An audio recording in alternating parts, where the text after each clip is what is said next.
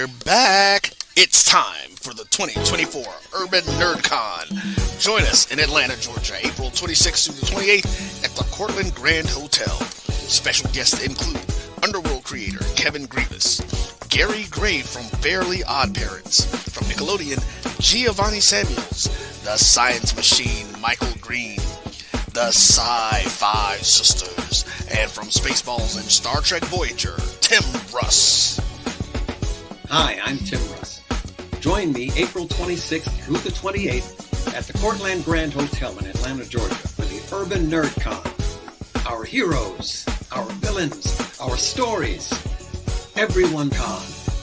I'll see you there. Live long and prosper. Visit theurbannerdcon.net to get your buy one, get one free badges before the price increases. Remember, our heroes, our villains, our stories. Everyone's con. See you there.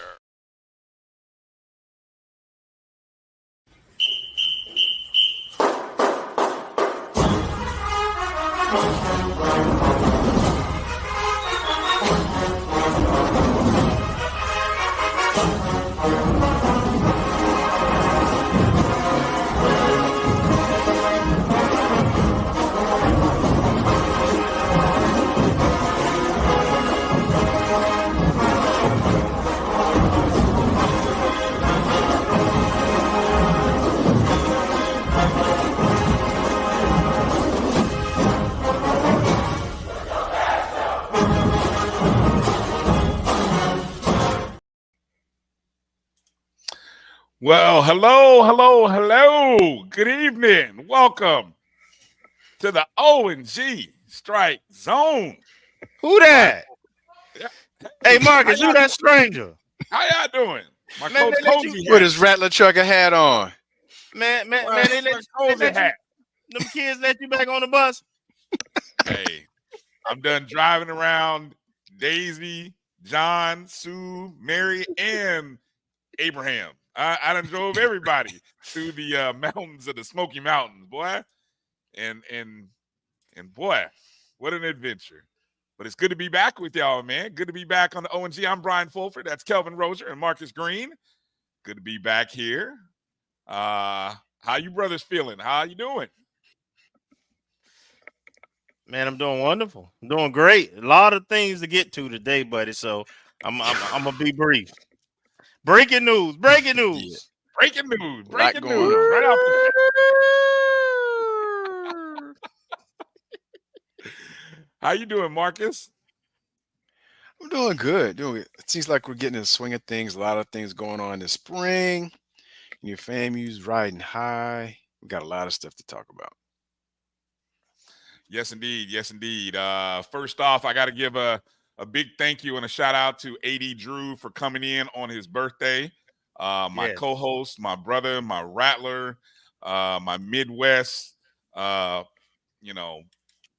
in crime, or whatever, however you want to call it. But I'm very appreciative of Drew coming in, filling in on his birthday.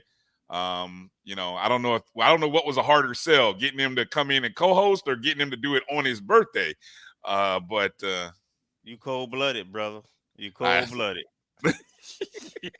Hey, he was the first and only call. So that just, that's love. That's love. So I appreciate Drew. I enjoyed the show. I enjoyed listening to you guys, man. It was a great show. The numbers were great. So thank you to Rattler Nation for joining in. Thank you, Gerald Thomas, Coach Nikki, Coach Moore. That was a great episode, man. The numbers even reflect that. And Rattler Nation, thank you to all you guys out there for supporting the show, for viewing it, sharing it. All the numbers help, the algorithm, and all that stuff helps. So very appreciative of all you do in support of the O&G StrikeZone. And so, we just ask you at the beginning of our show, like we always do, to make sure to hit that thumbs up button, hit that like button if you're watching us on YouTube. I think all the YouTube channels are working by my account. So all the Facebook channels are working. We got people watching us possibly on Instagram Live via the Black College Sports Network Instagram page. might be watching us on X, formerly known as Twitter, on the O&G Twitter feed, as well as the BCSN Twitter feed. So we're all over the place. We got you covered. We got you covered. We got you covered, Rattler Nation. Coming up on tonight's show, we get to talk to the head ball coach, Coach James Colzie III. He's stepping in. We're going to talk to him at the bottom of the hour. Then we're also going to talk to Donald Reed at the top of hour 2, the head equipment manager for FAMU Athletics. I got some interesting equipment and uniform related questions to ask Mr. Reed. So, but I'm sure you guys might as well. And then a little bit later, we invited back Ashley Coleman to come back and talk to us. A lot of NIL related news info, and I think maybe NCAA breaking news. Hey, yeah. So we will talk all of that. So we got a loaded show, man. Look, I got Marcus. I hope you got some energy in you, boy. You know, because this one might be a heavy one, though. You get you some 5-hour energy, Marcus. I got my hold on. Let me got my drink. Got the ice chips. Y'all ready for this? Y'all ready? Let's roll, baby. Yeah, look. Hey, appreciate. Look, we not even gonna go to the roll call because, man, we got breaking news to talk about right from the get go, and we got a head ball coach, fellas. Men's basketball, and I'm talking men's basketball. Just 30 minutes ago, they beat us to the punch. But anyway, it was a race. It was a race, Rattler Nation. We tipped them off. Exactly. Shout out to Josh Padilla. I'm sure they had it planned anyway. But yes, our new head men's basketball coach, the 15th head coach, is none other than Coach Patrick Crary II. Now you may say, who is this? Who is Patrick Crary? Me. Who this? who this? Being down here in Florida in the coaching circles, I know him. I know of him through one of my assistant coaches that I coach with at my high school. He coached with him just a year ago. So, but let me read the press release, fresh off the presses here from our VP and Director of Athletics, Tiffany Dawn Sykes.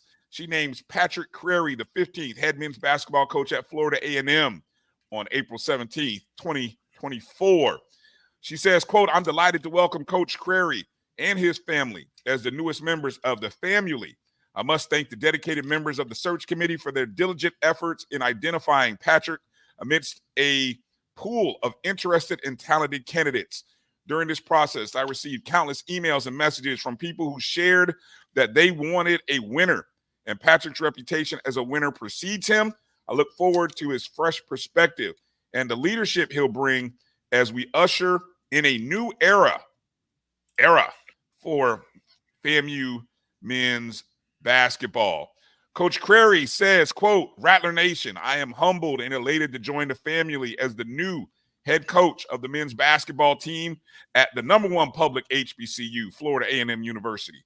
I am extremely thankful to President Robinson and AD Sykes for entrusting me with the opportunity to lead this program. We look forward to building strong relationships with the student body, faculty, staff, alumni, and the Tallahassee community. Our program is poised to become a perennial contender in the Southwestern Athletic Conference, and I can't wait to get started." All right. So, who is Patrick Crary, huh? You guys still trying to figure that out, huh? Yeah, tell us, please. All right. Well, here's a little some bio info on Patrick. He is coming to us from St. Thomas University, where he has been the head coach at St. Thomas University. Now, if you're not familiar, that is down in Miami Gardens, Florida, right down the street from Florida Memorial University. They're part of the Sun Conference, an NAIA school. He had a 61-27 record in his 3 seasons at St. Thomas, 2 consecutive NAIA tournaments, 3 straight winning seasons in the 3 years that he was leading the Bobcats. This past season, he led the Bobcats to a 22-9, 10-4 record in conference, where they were the Sun Conference regular season champs. The Bobcats made the NAIA tournament second round and finished the season ranked 21st in the nation. The Bobcats' regular season success led to Creary being named the Sun Conference Coach of the Year. He and the Bobcats saw a league-high 5 members selected to the all-conference team, led by Milton Matthews, Josh Taylor, Sirius Warren on the first team, Anthony Harris and Jordan Hernandez on the second. Matthew was also named a NAIA All-American second team. Some additional bio info that you can, if you're watching us on one of our feeds, you can see that he's from Washington, D.C. He did do some coaching at Washington Adventist University for about a decade prior to coming to St. Thomas. And he was now in 2014, that school won the USCAA Men's Division I National Championship. He later on, I believe, when Adventist moved to NAIA status, he was the AII Conference Coach of the Year. Then, of course, came over to St. Thomas University. You can see he's been in 6 NAIA tournaments, had 6 20-win seasons.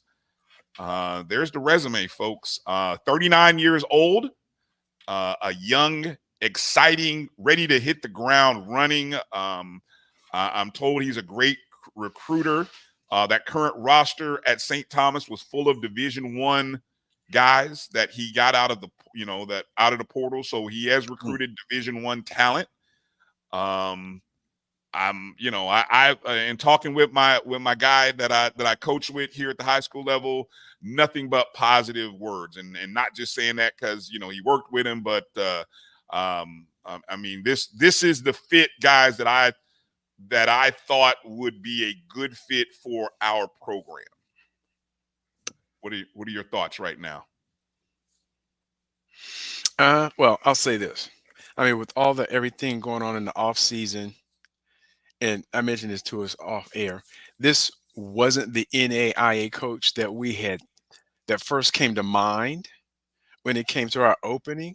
But I'm really interested in giving him a shot. He's young. And I was wondering, I hadn't really had a chance to look up his bio, so I'm glad you got all this compiled. So he has ties to the DMV. Mm-hmm. Been in Florida for 3 years. I don't know to what degree he's established enough.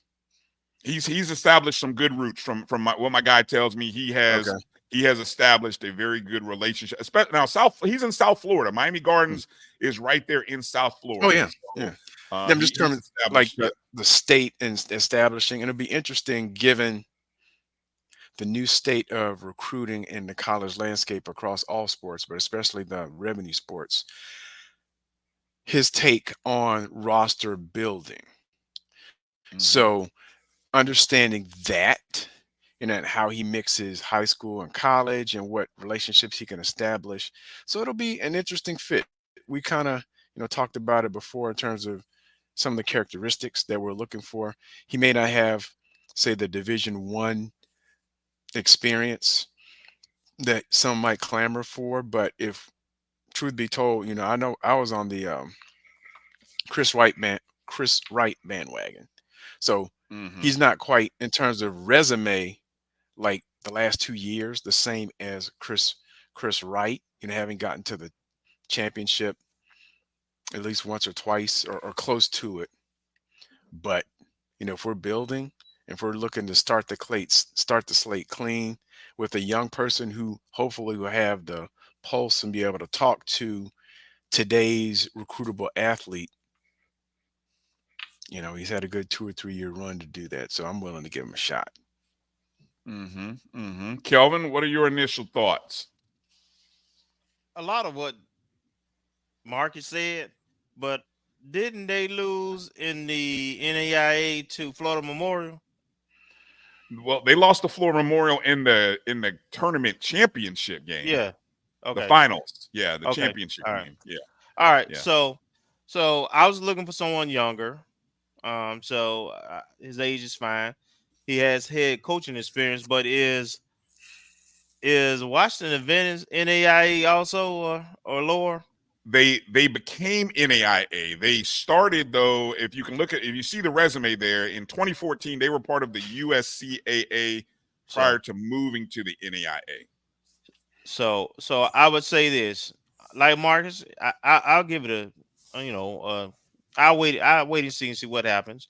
I'm not going to slam it, but no NCAA experience, and No. that sticks out.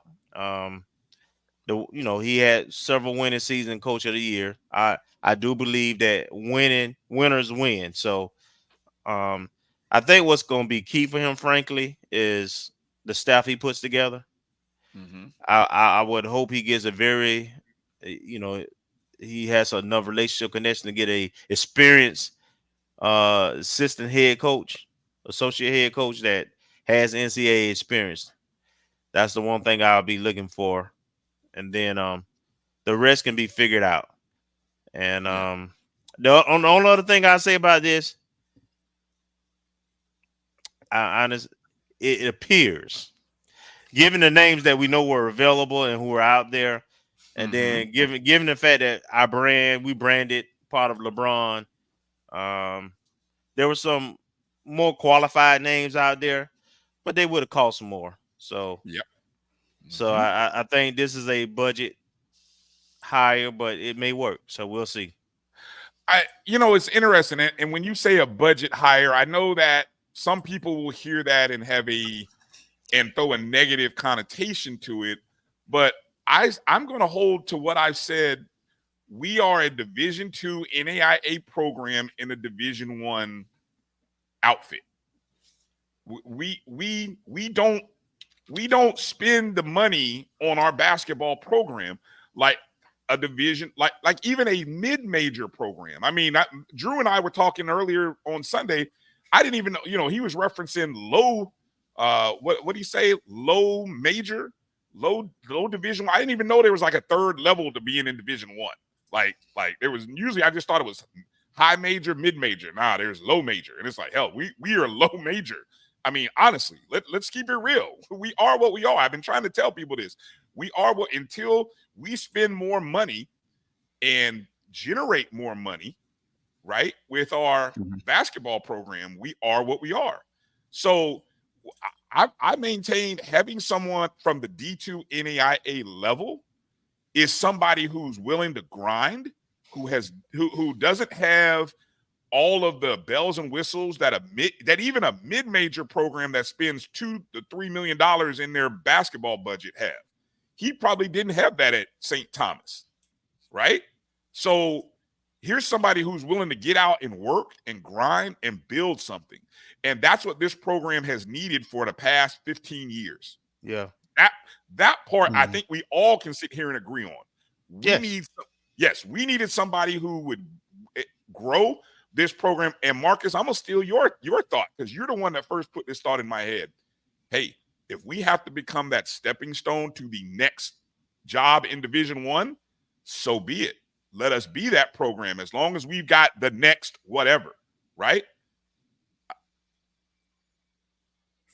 Yeah. And to be honest, the two things I'll throw, I mean, I'm not the basketball guy, as you guys know, so I'll leave that to you and Liv. But from that standpoint, I look at it like, we all clamor. If we look back, we're all clamoring about the Mike Gillespie days 15, almost 20 years ago. Well, he came from. And where did he come from? Where did Gillespie come from? He came from junior college. Junior college. Exactly. And national champion. And I know, and for us, at least maybe the three of us, and I don't know to what degree Kelvin was on the bandwagon, or you, Bryan, but I know we talked about the appeal of Chris Wright and his affinity for turning around programs quickly at two HBCUs. He was at Talladega, got them to the playoffs, and then he went to Langston. So, I mean, if we're looking apples to apples, we're getting a coach from the same level, might not have had the same degree of instantaneous success, like getting to, I guess, at Talladega, I think he got to the finals or something like that before he jumped to Langston. And then second round, I think last year he got an extension, and then he got to the championship game this year and probably should have had the championship. So we're not getting that same resume, but we're getting someone who could be potentially on the same trajectory and someone who's not far into the state. So there's no that aspect of it. So like you said, Brian, we are where we are in terms of the program. We're a program wearing some other clothing, and we have to build on that and take advantage of that with what we've allocated. And if we want to have a different type hire, then we have to have overall, in terms of fans, university support, all that, invest in basketball more than we have. And interesting thing, someone has said that the boosters are stepping up so that he can start right away until we clear the line from the previous coach. So until that's the contract. so I just saw that in there too about I think it was $20,000. Bull, appreciate that. Bull said the boosters donated $20,000 until his contract kicks in July 1, and that's perfect. That's what needs to happen. Yes, that's great. Good intel, Bull. Appreciate you dropping that. Yeah, so we'll see. I'm not overly disappointed. I mean, we won 4 games this year? 6. Oh, you mean in conference? 4. So 5 previous 5 last year. Yeah. So yeah, he's on board. He's a choice. So let's go Rattlers men's basketball. Exactly. The one thing I will say though, we'll probably never find out. It would have been nice to know what was the process, right? Yeah, and I see who a lot on of the committee, who applied, you knew who you interviewed. You knew all that. No, I see rumblings. No, I know.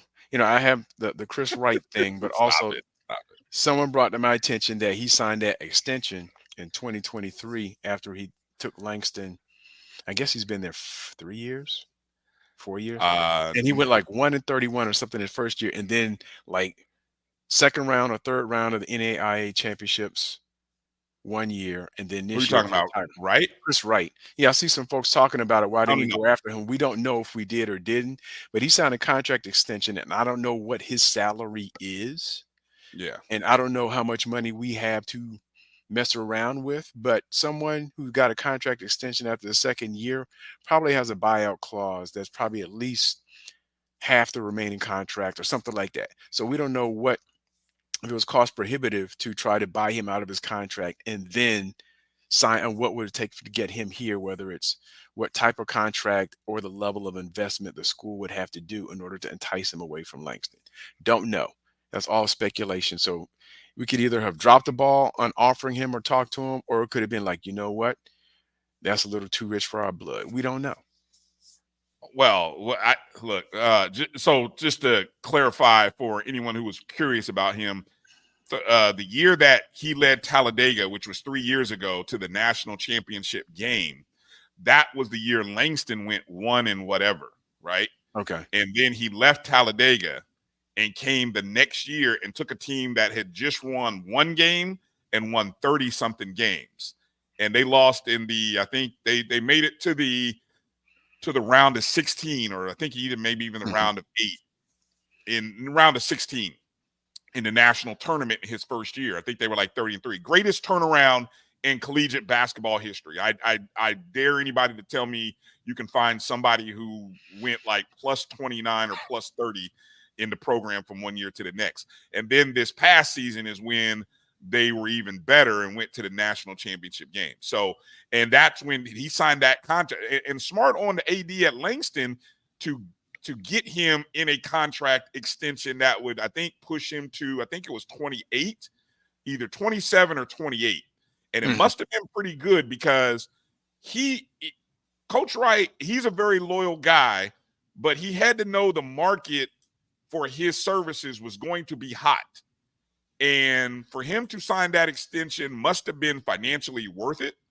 And Langston alums must have ponied up some real money to keep him. And with that, they probably did put a buyout clause in there. And I don't know, or exactly. We could be cheap. It's true. Yes, that's true. That's true.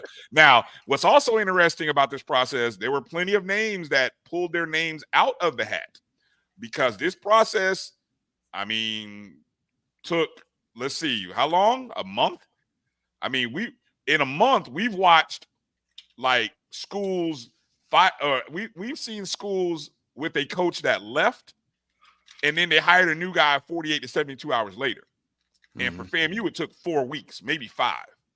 So there's a lot. There's people who took jobs that may have been interested in the FAMU job that said, I can't wait around for this process. Right. As clunky as it is, we can't wait around, and may have gone on to got better jobs, or at least better paying jobs during this whole time. So yeah, it was one of those situations where I just started feeling like last week, okay, when I saw that Hoop Dirt article come out, you could tell by the list of names, okay, it was people either in what positions, either people that had maybe just lost a job, out of a job, people who are out of a job, or people at the D2 NAIA level that were looking for an opportunity to step up. Every name on that list, if you go back to that Hoop Dirt article, every name on that list, and it's funny, at the end of it, they said the next coach was going to be one of the names in that list. And Crairy's name actually was further down. So if there was a real betting market, you could have made some real money on picking Patrick Crairy for that post. But some of those other guys were, I say maybe I use it affectionately when I say a retread, but similar to what we've had, guys who have been in Division I for 20, 30 years. Some of those guys had good resumes. Will Jones wasn't. He didn't fit. He wasn't. Well, that was and look, that's the name that was kind of interesting to me. Yeah. That I started maybe hearing some rumblings that maybe, could Will Jones possibly be the guy? But we got our guy. Yeah. We got our guy. We got to roll now. Yeah, we got to roll. So the press conference will be again, for those of you jumping in, Patrick Crairy II, the 15th men's head basketball coach at FAMU. The press conference will be 2:00 tomorrow afternoon, Thursday afternoon. It'll be on Rattlers Plus. Hopefully it's free. I don't know. I'm who knows? Hopefully it's free. I'm paid for the month, so we'll see.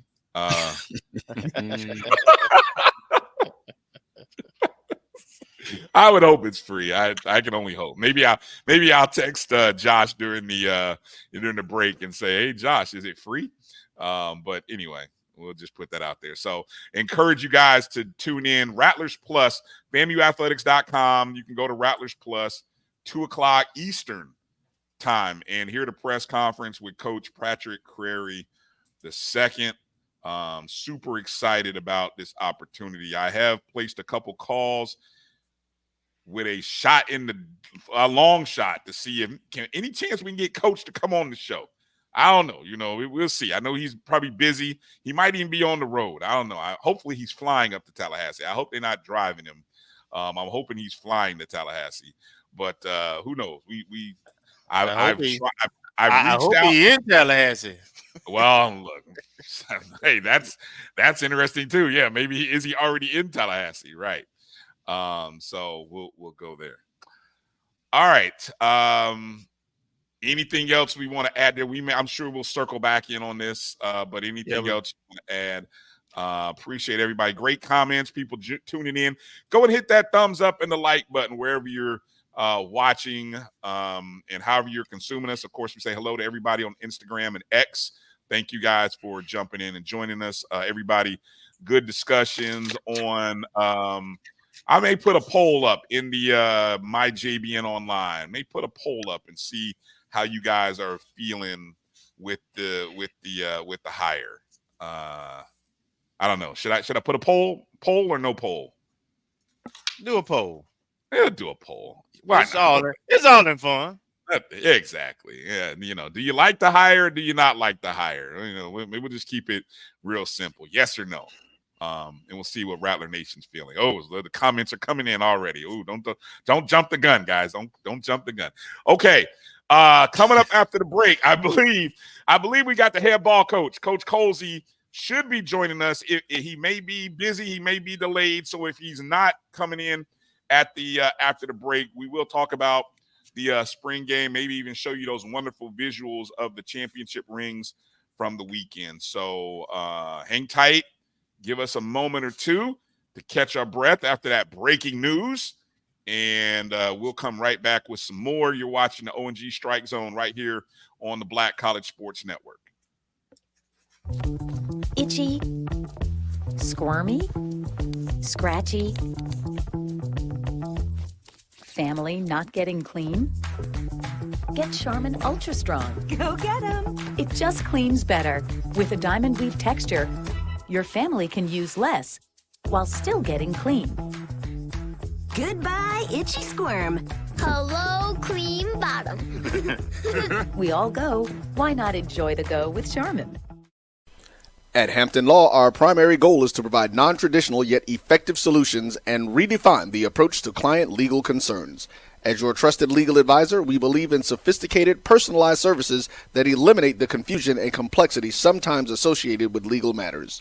Our high standard for client care and concern, coupled with our extensive legal knowledge and skills, make Hampton Law a resource focused on the protection of the client's interest and overall goals. We value our clients and truly enjoy working with them. Visit thamptonlaw.com to conveniently schedule an appointment online. Tamika Hampton Esquire, 1631 Rock Springs Road, Suite 336, Apopka, Florida, 407-494-1471. thamptonlaw.com. Nope. Nope. Come on, him? Ooh, I like him.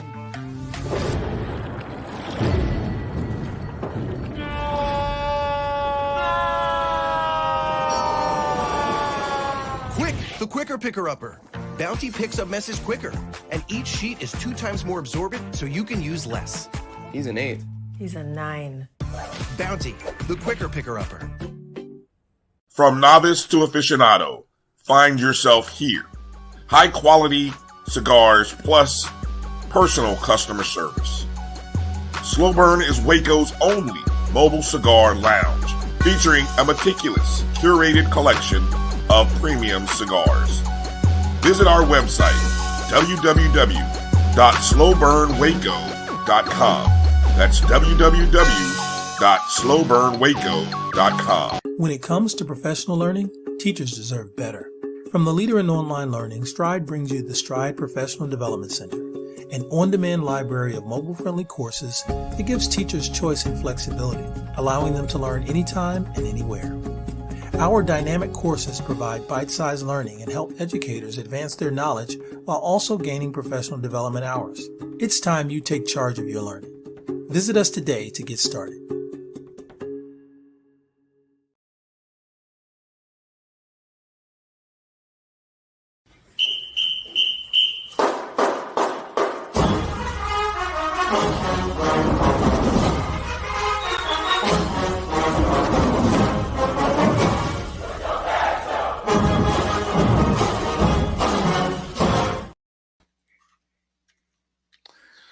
All right, welcome back to the O&G StrikeZone. Bryan, Kelvin, Marcus here. And before we bring up our newest head men's football coach, I'm still got basketball on my mind. I got to say, we got to give a shout out and a happy birthday to a legend, FAMU Hall of Famer, college football Hall of Famer, Black college football Hall of Famer, Coach Rudy Hubbard, whose birthday is today. So we say happy birthday, Coach. Happy birthday to Coach Hubbard, Hubba. And with that said, we bring up the 19th all these numbers are starting to getting blurry here. The 19th head coach of our Florida A&M Rattlers, Coach James Colzie III. Coach, how you doing tonight? I'm doing well. I just got done with darn study hall with the guys, so we're it's going well. I'm glad you said that it was Coach Hubbard's birthday because I just shot him a text and I wanted to make sure I said the proper things to him. He was extremely beneficial this weekend and some of the things that he did for me and continues to do for me. So I think Coach Hubbard said he turned 29 today, so we want to wish him a happy 29th birthday. Amen. Et cetera, et cetera. Amen. Wow, that's a perfect. I'm glad you did that because that's why I set that up. I wanted to introduce that before you came in, and because I know you had that meeting with Coach. You did the coffee with Colzie on Saturday morning before the spring game, and I was hearing you talk a little bit about that unique relationship. You were talking this afternoon on the 220 Club that you have with Hubbard. Would you share with us maybe a little? I know you didn't get a chance to share as much this afternoon, but just share a little bit about that special relationship. You mentioned your family having that connection. Just talk a little bit about that connection with Coach that you have. Well, I guess with my father and my grandfather being, they were pretty good athletes down in South Florida. The names that are mentioned down in South Florida are the Travis Powells, the Rudy Hubbards, the Wilcoxes, et cetera, guys that have been extremely influential, whether it was white, black, or whatever, as far as who was playing. But those were the guys that have stadiums and fields named after him for obvious reasons. So, but Coach Hubbard was one of the first black coaches at the PWI level, and when he was at Ohio State, right, he was coaching the running backs, and he was the coach of Archie Griffin, the only two-time Heisman Trophy winner. But my uncle was also at Ohio State at the same time. Neil Colzie, first-round draft pick for the Oakland Raiders, and I would say that my grandmother had the conversation with Coach Hubbard that allowed him to allow my uncle to attend Ohio State coming from Miami, Florida. So, there's a lot of connections, and then you get Coach Hubbard as a coach here. He won the national championship December 7th, 1974. We talked about that date because I was born the next day, December 8th, 1974, right over there in Baptist Hospital. Was about maybe 10 or 15 minutes away from, where they played that night. So, there's a lot of little similarities, a lot of little odd stories when you talk Coach Hubbard and my family, and obviously getting a chance. He actually just texted me back telling me thank you. But you kind of realize it is a small world, and again, I'm happy for the help that he provided my uncle, back in the mid 70s. And then obviously happy with the help that he provided me this past weekend, and just kind of throughout the process, because we've spoken quite a bit since I was hired as the head football coach. Man, I tell you, those connections, those FAMU connections, that's what makes it beautiful. And that's, we learn more about you and your family, and it just reaffirms why, we love the selection, and you just being the person sitting in the chair as the head coach. I mean, it's a synergy that God doesn't make mistakes, and it all fits, right? It all just fits. I believe it. I got a lot of people behind me that that support me, and we have a lot of the same people in mind. You don't really realize it until you get to the same room with all these people. And I'll be honest with you, a lot of it has to do with, yes, they're happy with and for me, but I have to make sure I give respect and props to the people that came before me, and that's extremely important. The way my dad has handled himself throughout his life and around the certain people that I have been around in my family, and my Uncle Rick, my Uncle Neil, my father, my sisters, I've been around really, really good people, and they've always told me to make sure you treat people properly, because you never know when you may need them later. And so I've been around some really, really good people, because my family has been around some really, really good people as well. Amen. Go ahead, Kelvin. Get us going. Obviously, Coach, spring came to a conclusion with the spring game this Saturday. Lovely weather. I enjoyed it. I was thoroughly pleased with what I saw overall. But I just want to hear from you, Coach. How did the spring go, and then specifically the spring game? Well, obviously we had a little bit of a different format than the game. I think the biggest thing for me was to make sure we got done what we needed to get done, but I didn't want to have any major injuries on that last day. I didn't want to have a guy. Again, I know it's part of the game. You know what I mean? But, I thought that, holding out Jalen Goss, holding out James Ash, holding out certain guys that we already know what they can do. I don't need to know if Jalen Goss can block, play left tackle for us Saturday afternoon at 4:00. He's only done it for the last 4 years, right? I didn't need to know how well James Ash was going to handle, being an inside guy. So, I think the guys appreciated me understanding what they brought to the program. Now don't get me wrong. There were some things that we needed to look at and take a look at and evaluate and assess. And I think we did a really, really good job with that, not just on Saturday, but the other 13 practices that we had. So I didn't want major injuries. I wanted to get looks at certain positions that we needed to get looked at. And I think I think for the most part, we did what we needed to do. And I felt if I didn't get what we needed, even though we lost that practice because of the tornadoes on Thursday, if I felt if we didn't get it, I would have had a practice this week. But after talking to the staff and really realizing and looking at what we've done and what we've accomplished, I thought 14 practices was good enough. All right. And a follow-up will be just some things that stood out in terms of the game. I thought our quarterback spin the ball pretty well. We got some, especially on that defensive backfield that will be one of the best defensive backfields in the country, especially with the guys that we have there.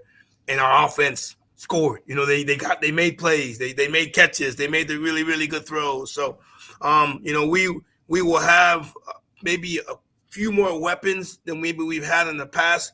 Maybe not as explosive, but we'll be able to throw the ball around the field a little bit more to different people because we'll trust them. The Zeros, the Kobe Grosses, the Jamari Gassets, the Kelvin Deans, the Jocko Yent, and then we obviously got about 3 or 4 other guys that that we're bringing along that we could throw them the football. So extremely happy with what Ja'Cory Jordan did at that as moving from quarterback to wide receiver, to the spring. So, we got some guys that could do some things with the football. We only got one, but I think we have to do a very, very good job of spreading it out and getting the ball to our athletes. And then on top of that, having the best offensive line in the conference, being able to run the football whenever we want with 2 quality running backs in Yant and Kelvin Dean. Yeah. Okay. Yeah. Agreed. Go ahead, Marcus. Good evening, Coach. Thank you for joining us. I have 3 questions, but the first one's going to be a double question. Okay.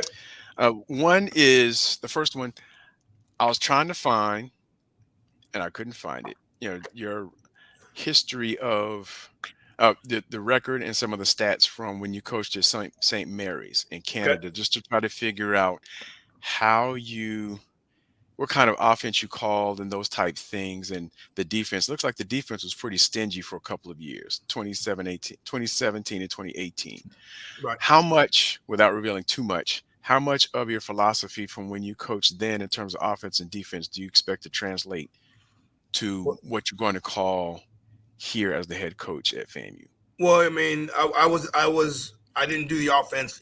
As the head coach at St. Mary's, I was also the defensive coordinator. So, I think a lot of the things for me, philosophy-wise, again, if you guys have ever watched a CFL game or a college Canadian game, I'm going to tell you that's a whole different deal. That's a whole different show. It's a whole nother show when we have to speak about the Canadian game. But I think the philosophy for me is making sure we'll stay the same here, where we want to make sure we have the best 11 on the field.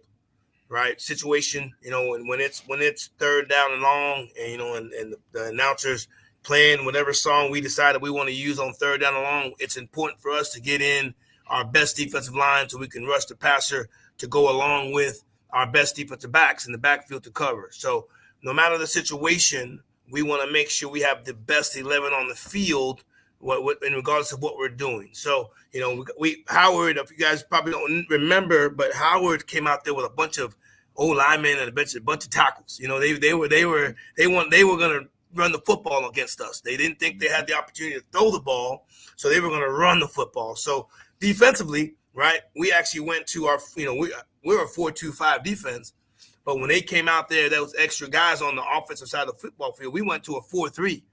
And that's not something that we normally use, but, philosophy-wise, well, we wanted to make sure we had our best 11 out there, so that meant we had to put another linebacker out there. So similar thoughts as far as the philosophy goes. Now, again, the defense we had in Canada, believe it or not, I had a lot of Americans on that defense that they came to Canada to play for us. And so that's part of the reason why we were really, really good. But our base defense in Canada was quarters.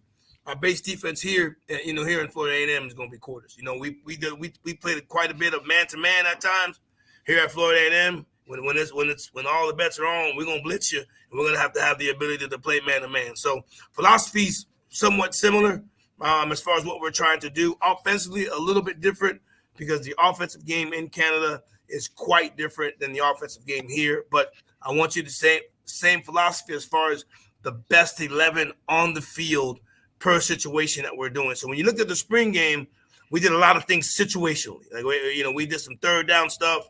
We did coming out, then we worked 2 minute, then we had some stuff, inside the 10-yard line. So, in this day and age, you just don't line up and just play football, right? You got to work situations. You got to work certain things on the offensive side of the football, on the defensive side of the football. There were times I put the ball down and offense, you're in a tough situation. I need 2 first downs. If you get 2 first downs, we win, right? Then I would flip it and then put the ball at the 10-yard line. Hey, defense, we can't let them in, right? At worst, at best, they get a field goal, right? So I thought we did a really, really good job with that. And again, that wasn't just me. We talked as a staff on certain things they needed, certain things they wanted, and I made sure I facilitated that, not just on Saturday, but throughout spring practice. Okay. And the second question is kind of deviation from that. That I know we have the slogan reload and repeat. I've seen that on some T-shirts and some of the hashtags. And the standard is the standard, especially coming off Black College National Championship and Celebration Bowl win.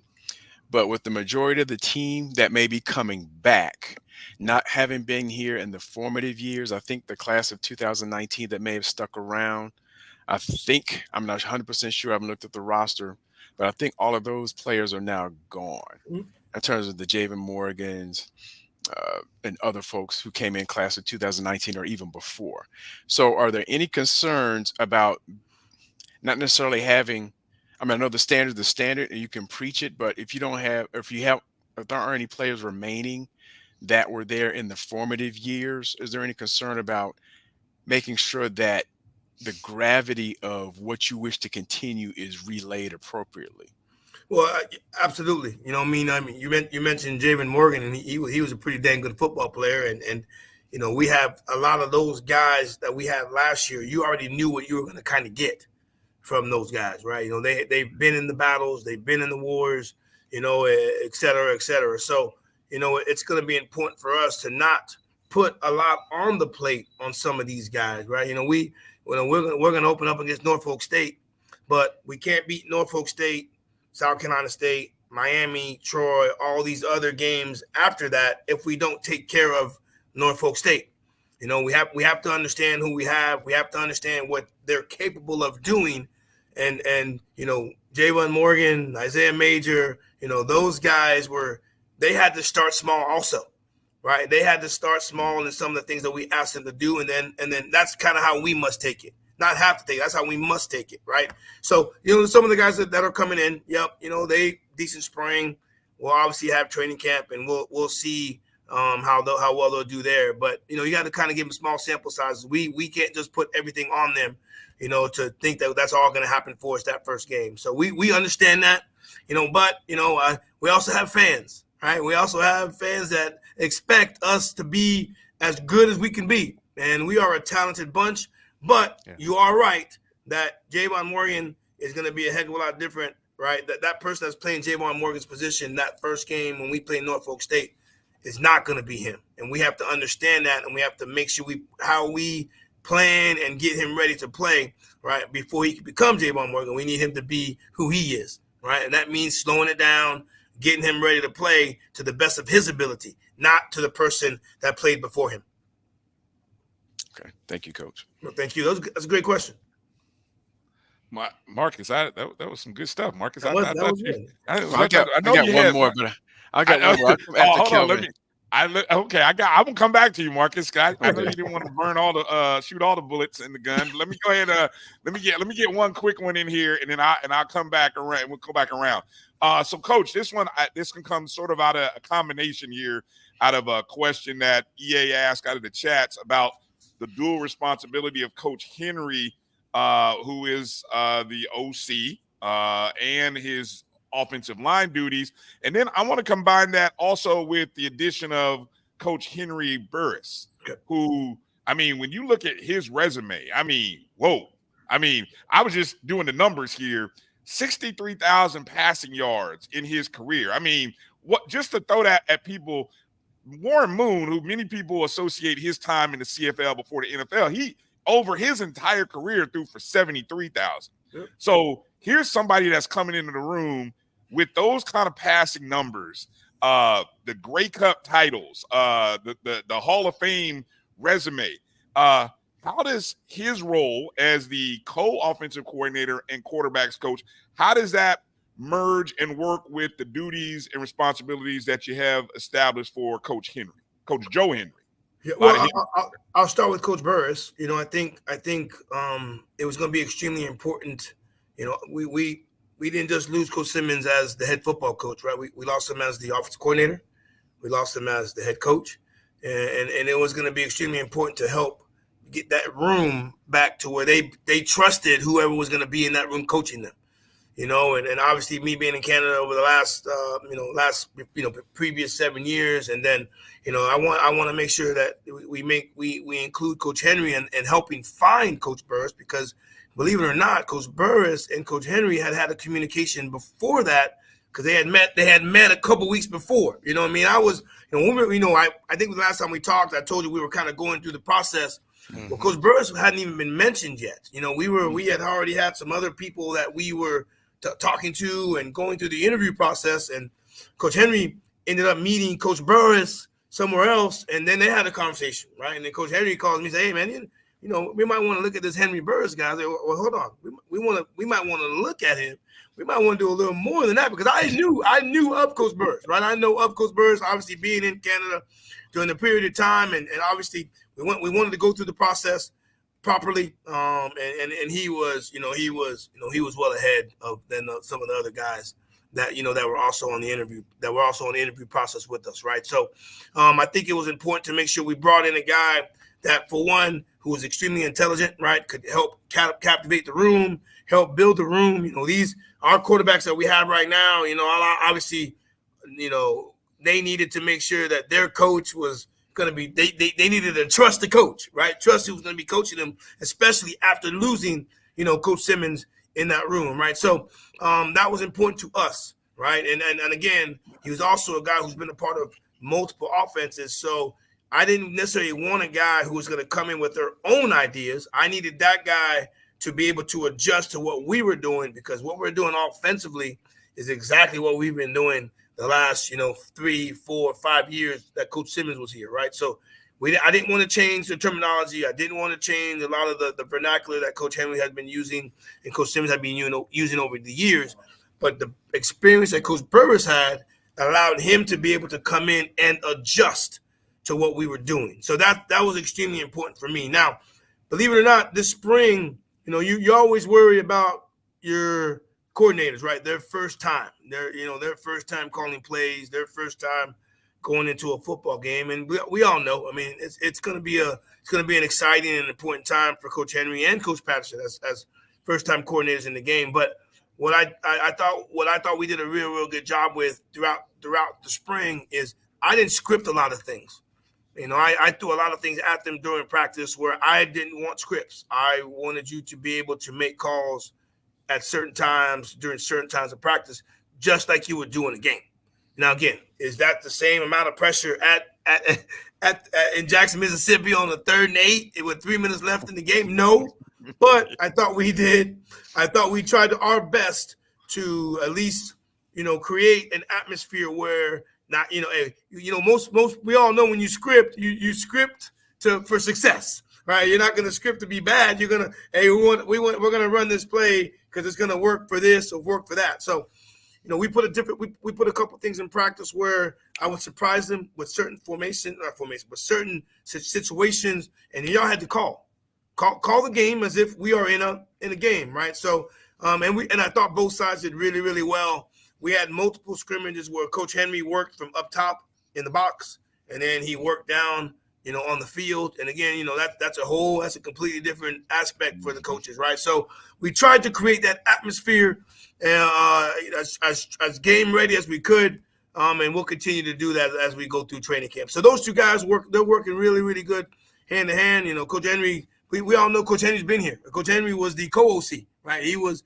the organizer for Coach Simmons, while Coach Simmons was maybe going a bunch of different places throughout his day as the head football coach. And Coach Henry would organize and get everything together to make sure that when Coach Simmons did get back, everything was in order for the offense. And so not the only thing that's different with Coach Henry right now, he's calling the plays, right? He's calling the plays, but he understands our offense better than anyone on this side of the football. And I trust everything that he's doing.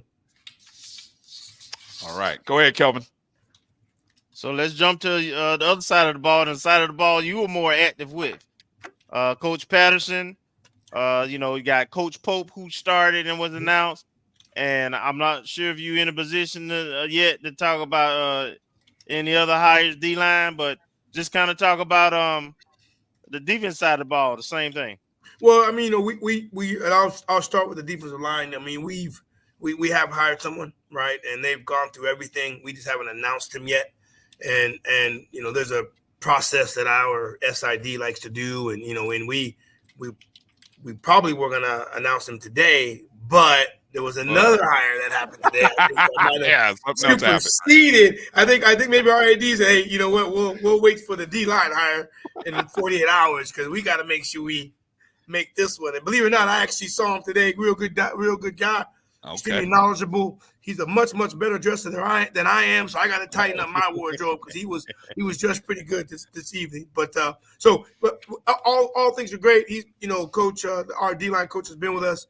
I just want him to get the same amount of exposure that the other guys have gotten through our SID. So he's good to go. Right. Really good coach, former NFL player, was at a Division I school. So he's going to be really, really good. I just want to make sure he gets the same buzz that the other guys got. Now, Coach Pope played for me. The only thing Coach Pope is doing, he's making me feel a little bit older. But he played for me at West Georgia when we were having an enormous amount of success. He's similar to me where he's kind of gone through the gamut, right? He's been different places, had success, moved on, and he was a part of that defensive staff that Alabama State's been having over the last 2 or 3 years, who arguably some would say is the second best defense in the conference behind what we're doing, right? So, but he's going to take the entire back end, coach the safeties, and I'm going to coach the corners, but he'll have that pass game coordinator title and the defensive back title, and he's taken on that full circle. He's done everything. It looks like he's been taught before by myself, and we're going to continue that at that point. Now, we did move Milton from doing a great job at the D-line. We did move him to the linebacker position, and that was primarily because as a coordinator, I need him to be involved, not just in the run game like he was, at the defensive line, but also need to be involved into the pass game. Now, believe it or not, he's also a pretty damn good linebacker in his day while at Jackson State, so it's an easy transition for him.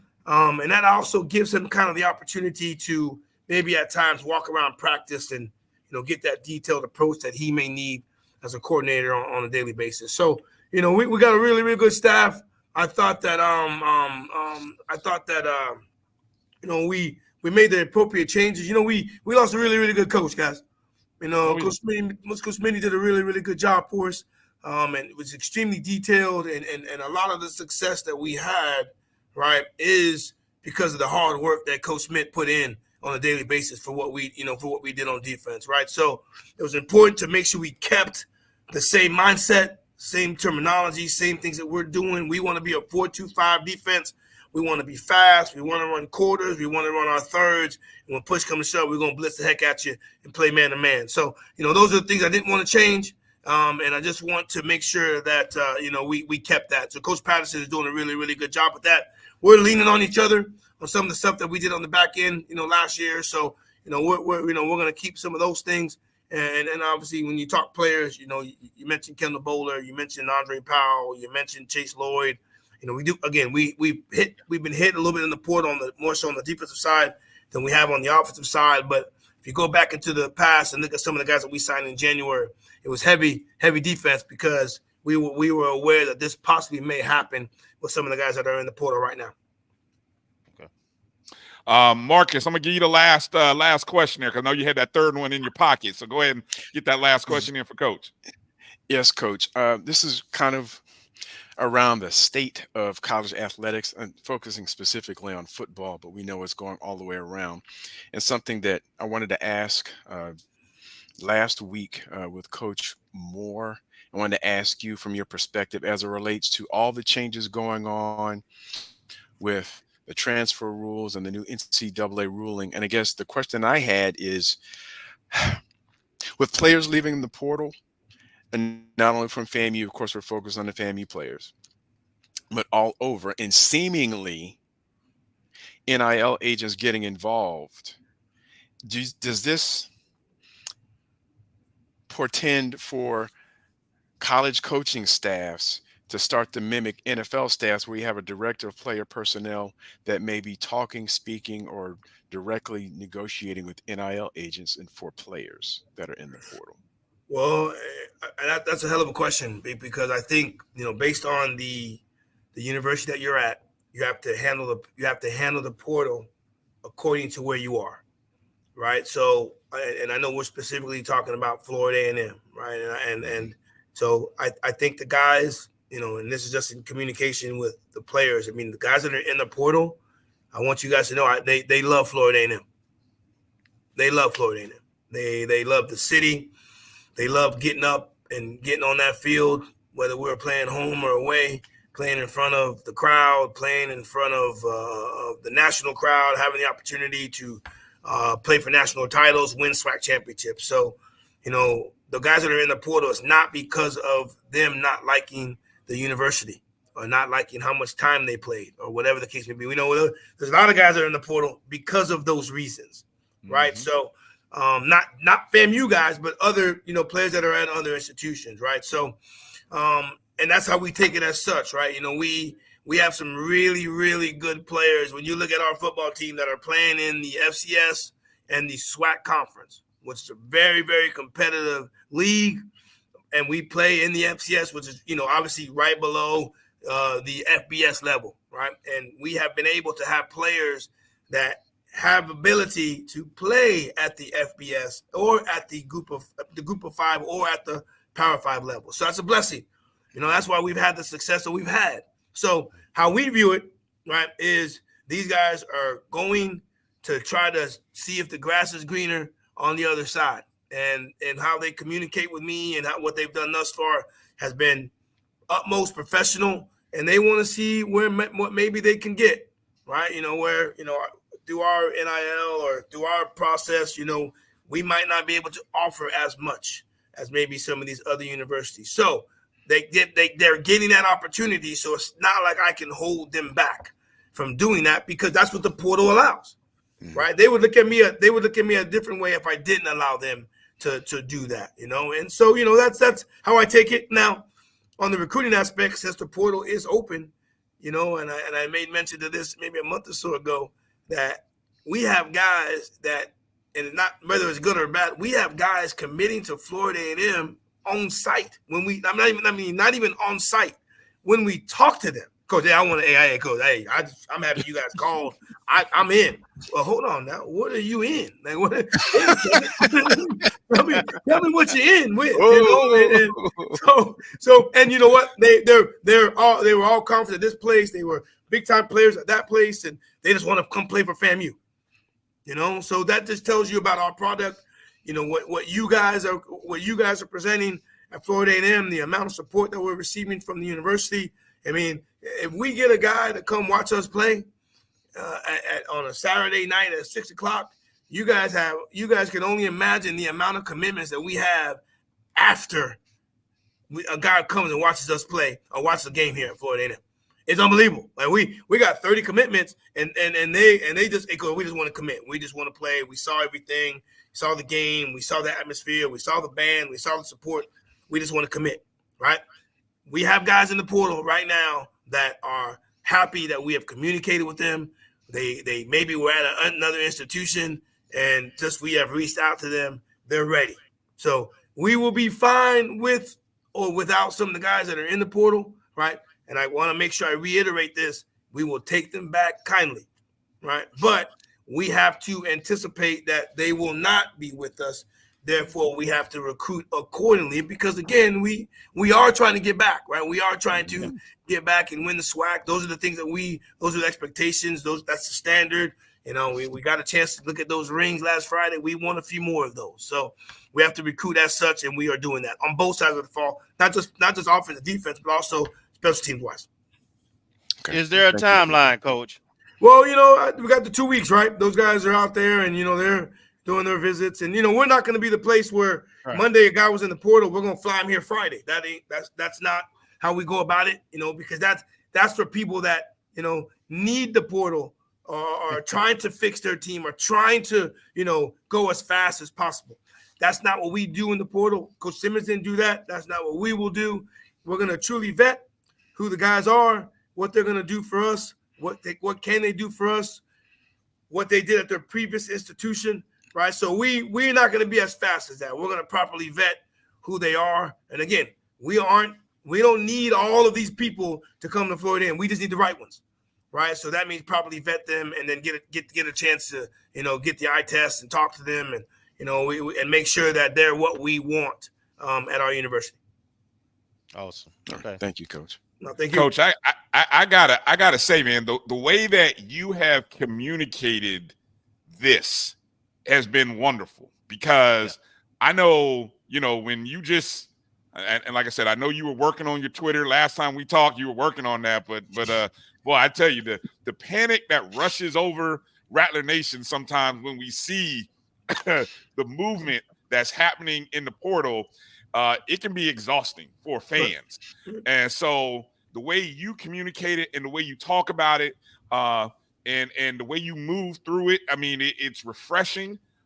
It's honest, it's open, and I think it'll be a great case study 2 to 3 years from now, obviously, because probably things will change in 2 to 3 years. God knows what it'll look like in 3 years. Right. But the way you are handling it now is wonderful. And I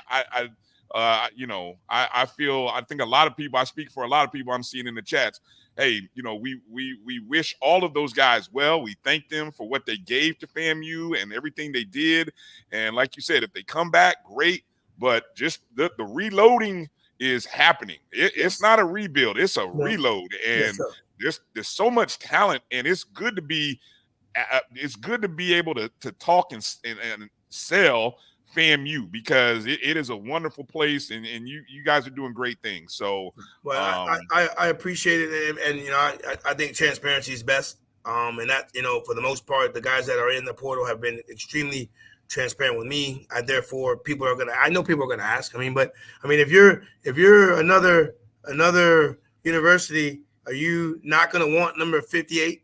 Are you not gonna want, you know, some of these other guys that have been on our football team, you know, that have done really, really good things? So that just goes back to the type of team that Coach Simmons as the head coach was bringing in. We had the right people. We had a very, very good football team, right? We had some really, really good players with a lot of talent. So, you know, now, you know, we have to make sure that we continue to do that. And that's, you know, obviously priority number one for us to make sure we do replace some of these guys that are in the portal. But I do have a sneaky suspicion that not all of them are going to be gone. Okay. Last thought, Coach, or just last word. What's your schedule like? Well, I heard you mention something. You're on the road to South Florida next week, but just give us maybe, you know, your brief next month or so going into the summer schedule. What's it look like for you? Well, you know, we got 2 more. We have these last 2 weeks, and I want you to know I didn't really do this on purpose, but you know, we had April 13th as our spring game, right? Which then led into the portal opening, you know, this upcoming Monday. So these last 2 weeks, it's going to allow us to go through, properly the guys that are in the portal. I think it's important that as coaches, as we're trying to navigate through the portal, I think it's important that we speak to our current players to know where they stand and how we see them, moving forward. I want to make sure that they understand, hey, where they are on our football team, things that they may need to work on, right? Because, we're getting ready to head into the summer. And even though it's the summer, that whole summer is going to go by quick, right? Training camp will be here. People will be there before they know it. So proper communication with our current players, navigate the portal for the next 2 weeks, see where we are, see who we like, see if allow our guys that are in the portal, see if they're going to make the determining factor to come back. But then once May 1st hits, right, I think we're going to have to do a better job on the high school level, which that's where we will then we will then put our focus, right? Making sure that we're hitting east to west all the way down to south in the state of Florida, making sure we're properly doing what we need to do. Because I don't like hearing coaches telling us that FAMU hasn't been there. We can't have that being said, and it's been said, right? So we got to make sure that statement or that being said, we got to make sure we stop that. So and no matter what, make sure we hit every high school that we could. State of Florida, we all, in the next couple of days, we'll all start getting our areas, reaching out to coaches, trying to figure out what's the best time frame. So that's what our May will look like. Also going through that time, we'll have about 60 to 70 guys here, getting ready for the season, lifting on the field, running, getting ready to hopefully, get ourselves back to where we need to go, but ultimately getting ready to play Norfolk State in Atlanta. Well said. Well said. Appreciate your time, Coach, this evening. Great job with all of the activities and everything during the spring. Anytime you want to stop in and, you got some info to share or you got anything you want to share with us, just reach out. You got a spot, just jump on in. I failed to mention, and I'm sorry, I did fail to mention the quick strike tours that we do have going on. And, I got one in Miami. I'm all over the place apparently. Washington D.C., Dallas, Jacksonville, Davie. So go get that money. Pray for me. Pray for me that I can make sure I survive all this traveling. But ultimately, again, guys, I appreciate you guys having me on. I know how important this is, not just for myself, but also for the O&G StrikeZone and the fans across the country. Gives us an opportunity to ask whatever they may ask, and whenever you guys need me, that. You guys shot me a text, didn't you? Right? And then yes. How quick did I get back to you saying that it was all good, right? So I love being on here, and again, I appreciate you. Marcus kind of asked the tough questions this time. So we might need to keep him kind of off kilter. He came in gunning, didn't he? I mean, wow. He did. He did. Wow. I mean, well, hey, I know who not to look at the press conferences after the football game if we so happen to lose, because Marcus coming. But hey, I appreciate you guys. Thank you. And looking forward to hearing from you guys later on. All right. All right. Appreciate you, Coach. Be well now. Take care. All right. Beautiful stuff, man. That's Coach James Colzie III. Wow, good stuff. You guys on the strike tour, make sure to look out for those dates, especially coming up in the South Florida area. I think they call it the mini strike. Is coming down south next week or in a week or two. But when the big tour starts, you guys are going to enjoy Coach Colzie, man. He wins the room. He wins the room. I heard Vaughn say he wins the press conference. Well, he'll win the room too. So I think when he comes, make sure to get your ticket, be there to support, be there with your checks and your checkbook and your wallet and your debit cards and your credit cards, because you're going to want to spend some money, and because we got a good one. We got a real good one. Putting in work. Yeah, putting in work. All right, we're going to take a quick short break. Donald Reed's coming up on the other side. We're going to talk to Donald regarding FAMU equipment related stuff, some good stuff. And I know so good intel. I know a lot of people might have some questions on some things. We'll talk to him here in just a second. You're watching the O&G StrikeZone right here on the Black College Sports Network.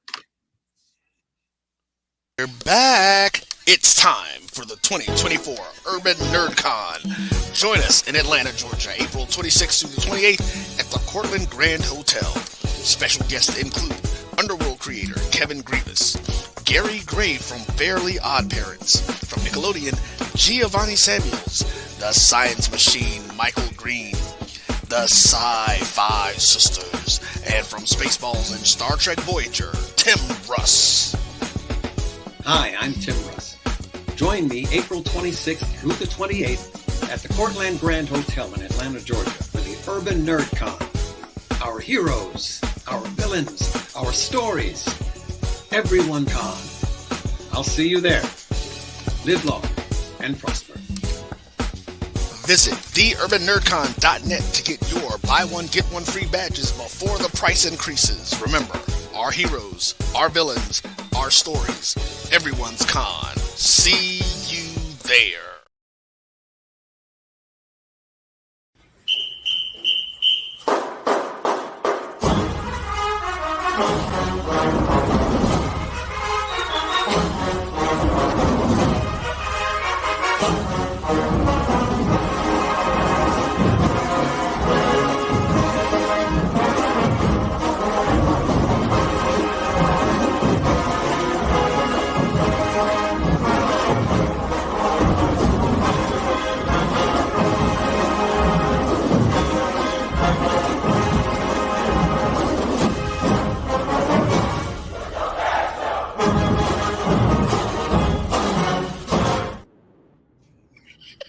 All right, I just pulled a Drew there. I don't know if you caught that. I just look at the product. I'm in a good mood, man. I'm in a good spirit, man. So I just said, hell, I'm gonna play the whole doggone theme. Welcome back to the O&G StrikeZone. Bryan, Kelvin, Marcus. Joining us right now is Donald Reed, our FAMU Athletics head equipment manager. I think, do I have that title right, Donald? Did I say that correctly? Yeah, you call it director of equipment, head equipment manager. That's all the same. All right, I want to put respect on your name and title, man. You're a hardworking man. So, why don't you give a little bit of a background for people who don't know about you and what it is you do for our athletic programs? Yeah, so first of all, I'd like to thank you guys for inviting me on the show, Mr. Kelvin, Mr. Marcus, and Mr. Bryan. It's the first time on the Orange and Green Strike Zone, so I'm very excited. I heard a lot of things, and I've been watching, I've been following. So some great shows you guys have. Just got done with Colzie. I don't know how I'm going to top that, man. Colzie's a great one, man. Controls the room, like you guys said. So I'm very excited to be on here, and just thank you guys so much for inviting me. So I'm Donald Reed, Director of Equipment here at FAMU. So I'm over all 14 teams here on campus. So I'm in charge of ordering equipment, designing the apparel, making sure all the safety equipment is available for the student athletes, day-to-day practices, day-to-day games. I have an assistant, which is Patrick White. He does Olympic sports. I have another football assistant, which is Noah Contanzarite. He does football. And I'm pretty much oversee all the ordering, the budgeting for all the sports and the equipment needs. I've been here at FAMU since 2011 as an undergrad, graduated in 2015, transferred into FAMU, also finished my master's program in 2018 with sports management, did an internship with equipment, got hired on the next 6 months as an assistant. After that, I worked in the NFL with Washington Commanders, Redskins, football team, whatever you may want to call it. Then I got offered the full-time head director of equipment job here at Florida A&M. Went ahead and took it, worked under some great equipment managers, one of my coworkers, my best friend, my supervisor, my mentor, Dakari. So he taught me the ropes, and we all led through the way of, Godfather. So we all trying to build a legacy. So we all took our steps and, kind of built the program to where it's at now. And like I said, I have about 15 student managers here that work for me now. So we built a very, very large team. When I was a student, it was 4 or 5 of us. So it's became a very popular department, and kind of lead the show around here. Like I said, we take care of all sports, and I've been doing this for about 7 years now with the staff. So came in around Willie Simmons a little bit before him, maybe that spring. But other than that, man, we're excited. We love what we do, and we bring excitement to the FAMU Athletics when we come with designs of apparel and all the beautiful orange and green, and here to talk about it. So let's go ahead. Man, I tell you that is I don't know about I know Kelvin is. You see the way Kelvin dressed. I know Kelvin's big on apparel and equipment. You just know that. And probably Marcus too. But I am super geeked when it comes to apparel, and just when you see the college environment of what's out there, and it's almost like, you know, you can be a pro sports fan and be like, man, up until maybe recently, sports have pro teams have kind of jazzed it up, but colleges is where it's at.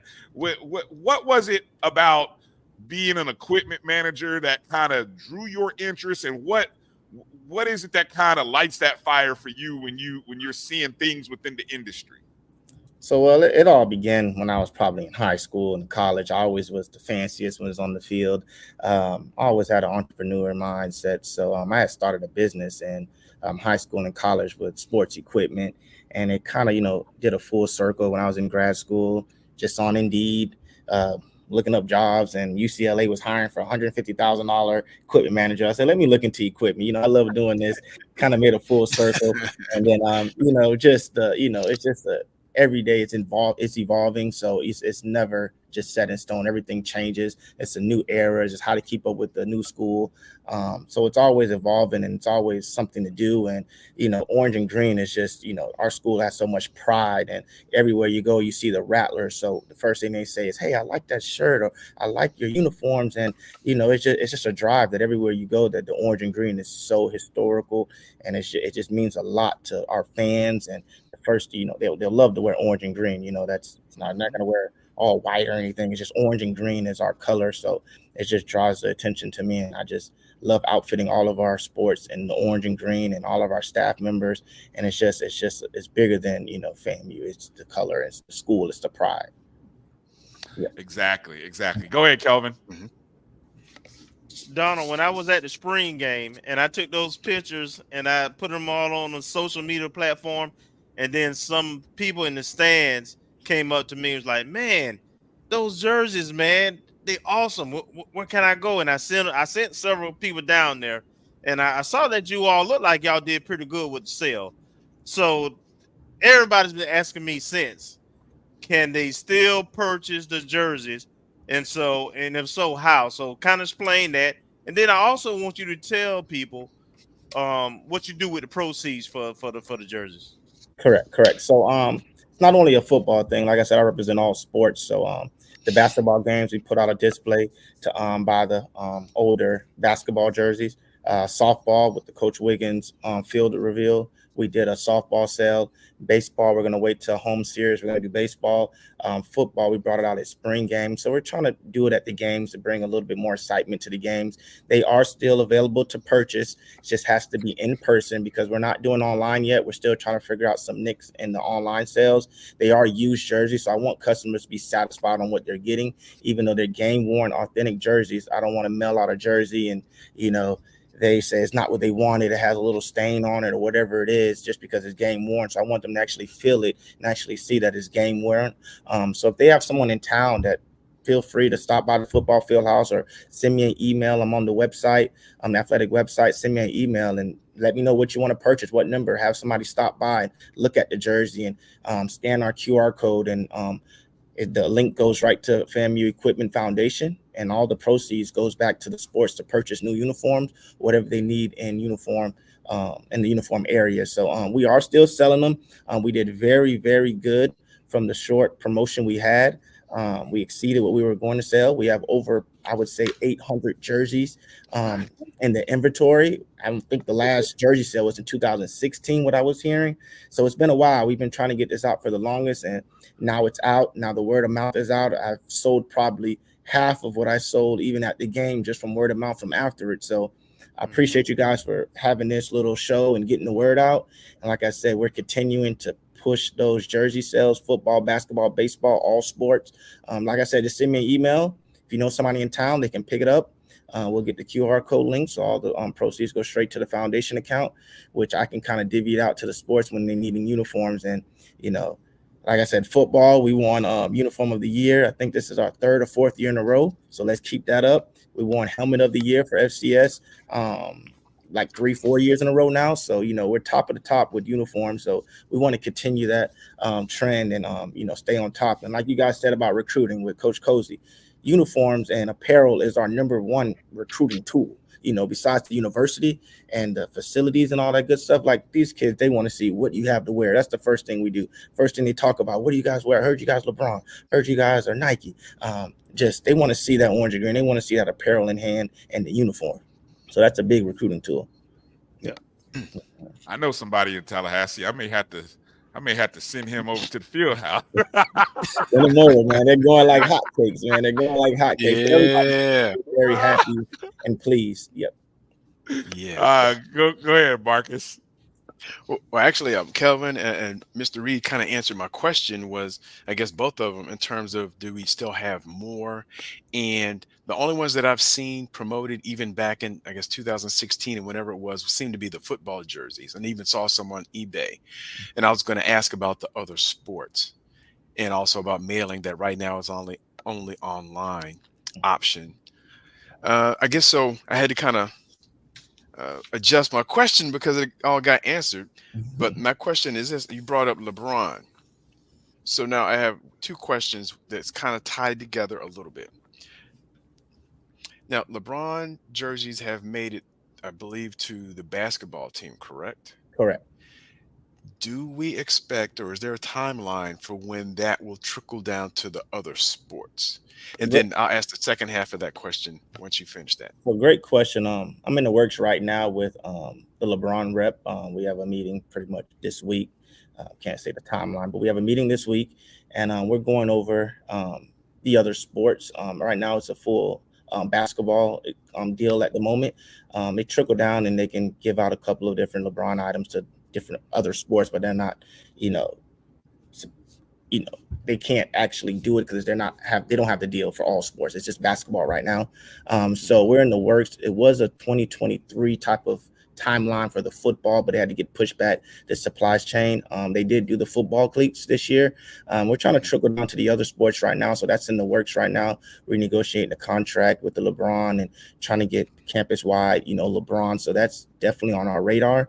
We've been trying to work our way through it, but it's hard with supply chain, and he's only a basketball type of brand guy, and he has the football cleats going right now. So we're trying to get the baseball, the tennis, the softball, and all the other sports rolling. So that is part of our conversation that we're going to have this week, and trying to get all the other teams on board just to kind of spread the brand out. So that's a great question. And like I said, it's always brought up, and we're always trying to push it. But when the time is right, we're going to go full blow with it. Okay. And the second half of that, and Bryan and Kelvin, I may need your help with the correct name, but I believe, is it Miss Thompson, Sabrina Thompson, that's over there in the marketing licensing? Yes. How closely do you collaborate the uniform design and whatever licensing goes on so that folks eventually may be able to buy true replica jerseys of the teams? Or, since we're in the era of NIL, if we actually get, not just a Bob Hayes 22 or 87, but actual player jerseys for someone who's going to be here. And I know with the NIL, it could be kind of a dicey deal. You print out jerseys and the player jumps in the portal, so now you're stuck with the jersey number. So that's kind of dicey. And that's one reason I don't buy pro jerseys, because every time I buy one, the guy goes at free agency. But how closely do you work with Ms. Thompson in terms of licensing in order to get true, authentic, on the field replicas of what the teams are going to be wearing? So me and Ms. Thompson, we cross paths a few times. We don't work as close, but that's a good question. We do need to communicate and see how we can get those players' jerseys in stores. So I did work at Dick's for 9 years, and it was a point in time where there was no FAMU stuff in Dick's Sporting Goods, and I was the head guy to kind of get some more licensing stuff into Dick's Sporting Goods, put it up front and have a good display like the Florida State display has. Same thing with Florida State. It's just they're a premier Nike school, so they get to have a little bit more into stores because they get their stuff made directly with Nike. Hey, Donald, yes. Can you kind of explain that, what being premier means versus? Yeah. So there's different levels of Nike. So they have an elite Nike, then they have a secondary Nike, then they have a third party Nike. So we have elevated from the third party. We don't have to go direct through BSN or anything. We can go directly to Nike now, and we have made that level. But fan base, school, the number of students out of school, all of that plays a factor on becoming a Nike elite premier school. It's just Nike wants to make money in sales, so they don't want to really provide certain things to go in stores if the volume is not going to sell. So it's different levels to that. But so we're not a Nike premier elite school. So you got the Oregons, you got the top tier schools that get it directly made from Nike with the logo on it and all that good stuff. We get our stuff blanks and we send it off to our decorators to get printed. So it's different tiers. It just comes with the school size and the different contracts. So definitely we need to talk to Ms. Thompson and see what we can do to get to that level and try to get it in stores with names. And I know what you said with the NIL, it's another little loops and legal, but we definitely we can work on that. Okay, yeah, not only loops and legal, but if you get a jersey printed, I know with the turnaround, by the time you get a jersey out, that player may or may not jump in the portal. So now you got a number X jersey of somebody who's now going to be playing for somebody else. So it's a dicey proposition. It's very, very dicey, but other schools do it, so we got to figure out the loopholes and just see what can get done and how many they can make, and it's ways around it. So can't count it all the way out. This is where we need to have our throwback legend series. We got enough legends. Marcus, you mentioned the Bob Hayes 22. We got legends. That whole throwback phase is real popular. So we got enough legends that I think we got Hall of Famers all up and down the roster that I think people, if we ever were able to figure out how to do all that, I think that would be something that I think people would really get excited about. So let me ask something. You meant so when the Nike LeBron deal came about a few years ago, I was under the impression, maybe probably a lot of people, that it was going to be something similar to what the Jordan brand does. Like the Jordan brand, of course, started as basketball with just Carolina, and then other basketball programs, and then you started seeing the schools like Michigan wearing Michigan football wearing Air Jordan as the logo. Like the brand became its own thing. And I know there may be other sports that have Jordan gear. Is that, in your conversations with the LeBron rep, is that their goal there? And obviously I know time takes time, but is that their vision for the LeBron collegiate brand as well? So that's what I believe. We're having talks on that. So they're trying to, and it's called a logo switch. So Jordan is still Nike, but they just logo switched to Nike to the Jordan logo. So that is in talks of some logo switching and some, jersey branding, and eventually get to all sports. So it's just logo switch. It's nothing hard. It's nothing impossible. So that is in the talks now for some logo switches and becoming LeBron brands with the jerseys and all the good stuff. But it took a while for the Jordan brand to get rolling. So LeBron's pretty new and fresh with the other sports. So, I believe it's going to come around near future. So that's what we're working on. That's what the talks are right now. Let me ask a few questions from some people in the chats. Can you ask Bryan, let me jump in real quick. Okay. Go ahead. Sorry about it. I want to ask real quick, with the number of championships that we've had across different sports, is it making it easier to negotiate or to promote the idea of getting LeBron brands across other sports besides basketball?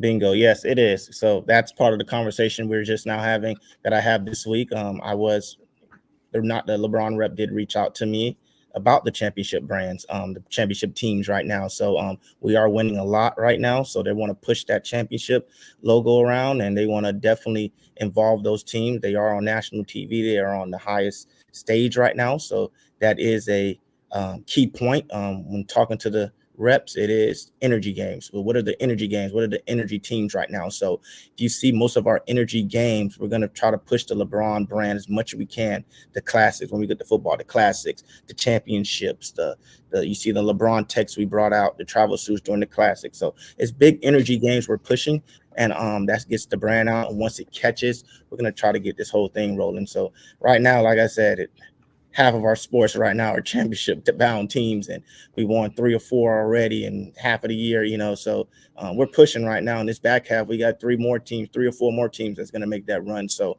that championship run is definitely helping a lot, and with winning comes success, and everybody wants to jump on board. So definitely that winning is doing a lot for us right now. Yeah. Sorry, thank you for the answer. Sorry, Bryan, for jumping in. No, that was a great question. It actually led me my thought to a question or two, but let me get to a couple of these questions here in the chat. Kenya asked about a LeBron sneaker display. I know there's a Jordan sneaker display that some school somewhere in Carolina has. Has there? I think Howard have has you? one too. Yeah. Is there any?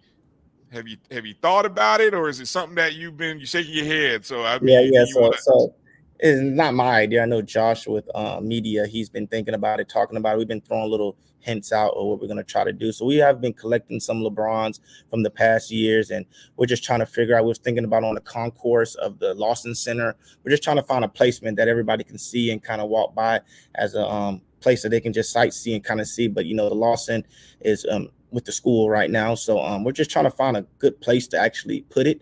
But it has been in talks, so we have been collecting the LeBrons right now and just trying to find a place to kind of position it to see that a lot of at game day people can come down and see. So like maybe a hall with the championships, or just finding a place to put it where fans have access to. I know like downstairs backstage they don't have access, but somewhere in the concourse, and try to make a display for it. Yep. So that has been in the talks. Obviously you outfit all of the athletic programs, but does the conversation happen with anybody, or has anybody had these thoughts other than us fans about opening up and creating a storefront that you have a lot of coaches gear, a lot of LeBron gear, maybe things that that our teams and our coaches wear, the travel suit. I mean, things that I think are, I personally think they're revenue generators. But have any kind of discussions, or have you been a part of any discussions about creating a storefront, or that would allow people to get things maybe before they become these authentic or these throwback store, like the things that you're selling now, but while they're still fresh, while they're current?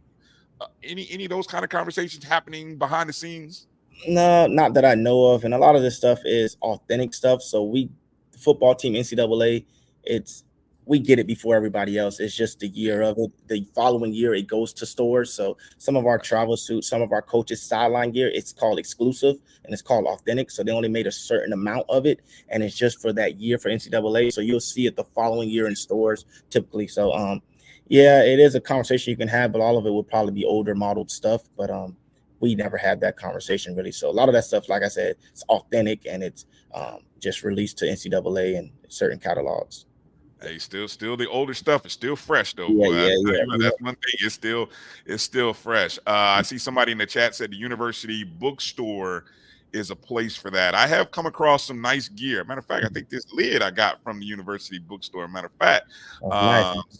Yeah. All right. For the sideline this year. Those little trucker bucket hats. I'm trying to get that. Coach Colzie loves those, so I'm trying to have that as our game day hat. So you might have beat us to it. So you got something that's authentic.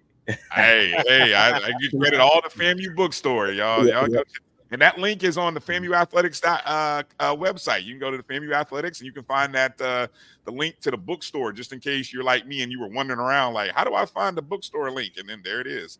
Okay.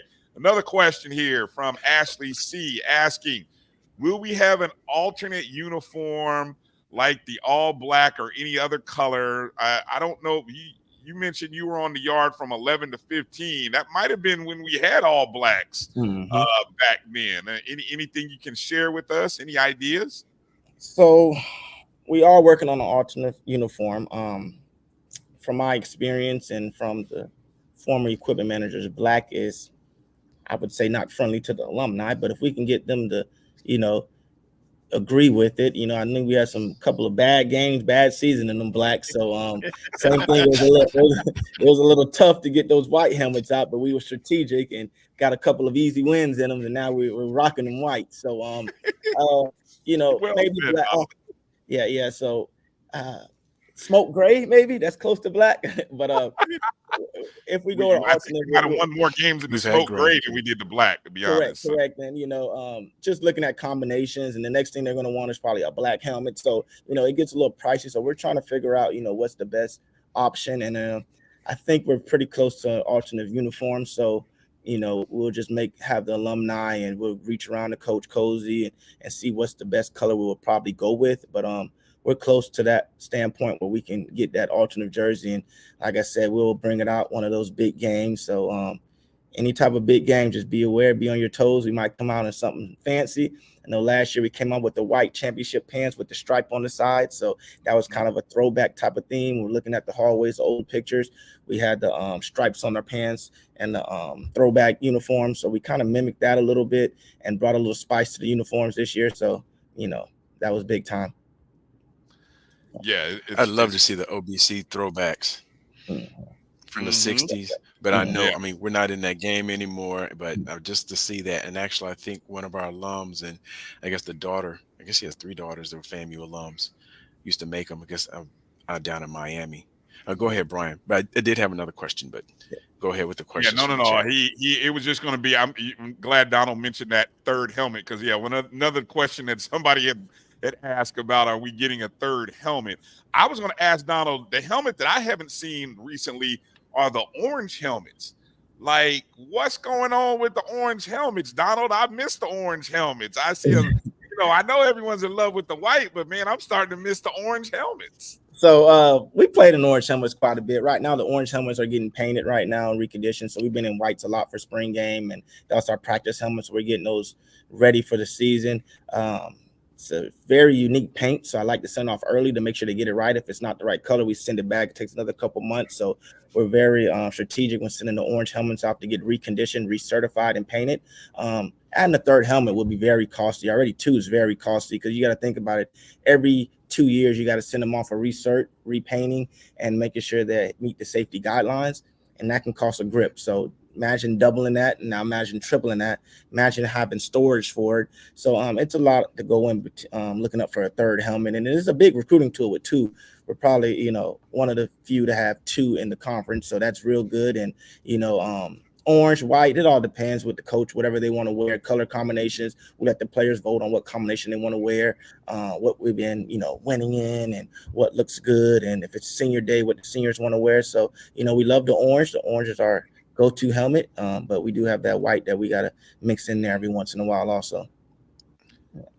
Go ahead, Marcus. What you got? One follow-up question I had, and kind of tied into what you asked in Bryan earlier. And I know, Mr. Reed, you may not have the staff to do it, but is there any reason why, I know you're working during the game in football, but if you have enough staff or student volunteers for you guys to have one of the concession stands to sell jerseys as the patrons are coming in? So that was one of my suggestions also for the spring game, but I know we have vendors and other things. And, I definitely want to set up at least 1 or 2 home games, because I know we did great with I don't know how many attendees we had at this game, but imagine 25,000 people at a game, and, we get 1,000 customers with 1,000 jerseys, that's $8,000, so definitely we want to set up one. I am going to speak with administration to see if we can not even get a concession stand or a stand, and we'll definitely have some type of sale one of these games at a home game. So that's big time. Gives some fans times to come look at the jersey and purchase also. Yeah, correct. Okay. Now the QR code, is it now if I click the QR code, will it just take me to where I need to pay, or will I actually be able to see jerseys? You will not be able to see jerseys. It's just a link to our equipment foundation to pay. Like I said, you'll have to. I'll probably post an ad on the FAMU equipment page, or probably Facebook, or on the FAMU football or every sport page, post some pictures of what type of jerseys we have. And maybe they can have somebody come to a game or come to the equipment room, and they can say, hey, I want the green one. Do you have it in jersey 29? I'll look on inventory and I'll get it going. So we also want to give our former players time to purchase their jerseys also. So, you know, I don't want it to go super wild, but, you know, I want everybody to have a dib at the jersey sale. Okay, thank you.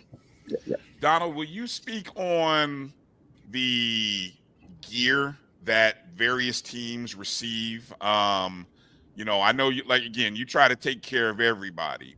Are you able to, how does that work? I mean, you know, I think I want to be the one word that I'm always cautious about is the word fair, but I think a better word would be equal.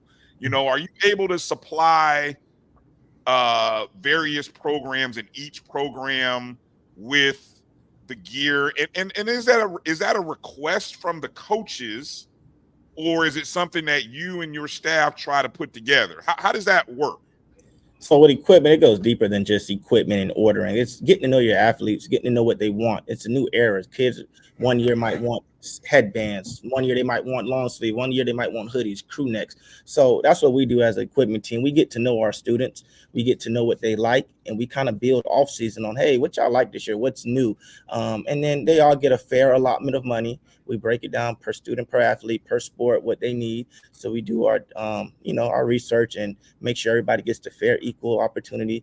And we also add on to every year. It's evolving. So we get more money in. We want to elevate our program. We want to add different spice to the uniform. We want to add different spice to travel gear, travel shoes. What's the new shoe out? What's the new apparel out? So that's the biggest thing, is getting with the coaches, see what culture they want to provide and provide.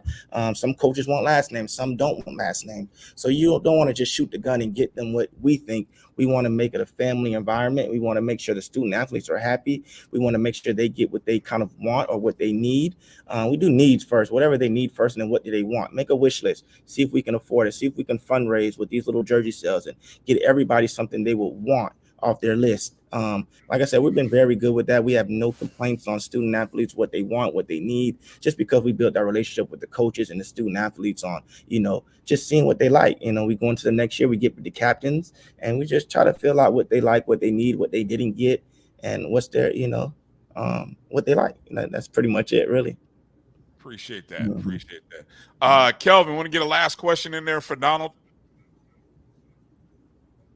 You're on mute. You're on mute. I'm gonna be selfish with this question. So where are those white on white, the white number jerseys? Are they part of your inventory right now? No. I know I didn't see them.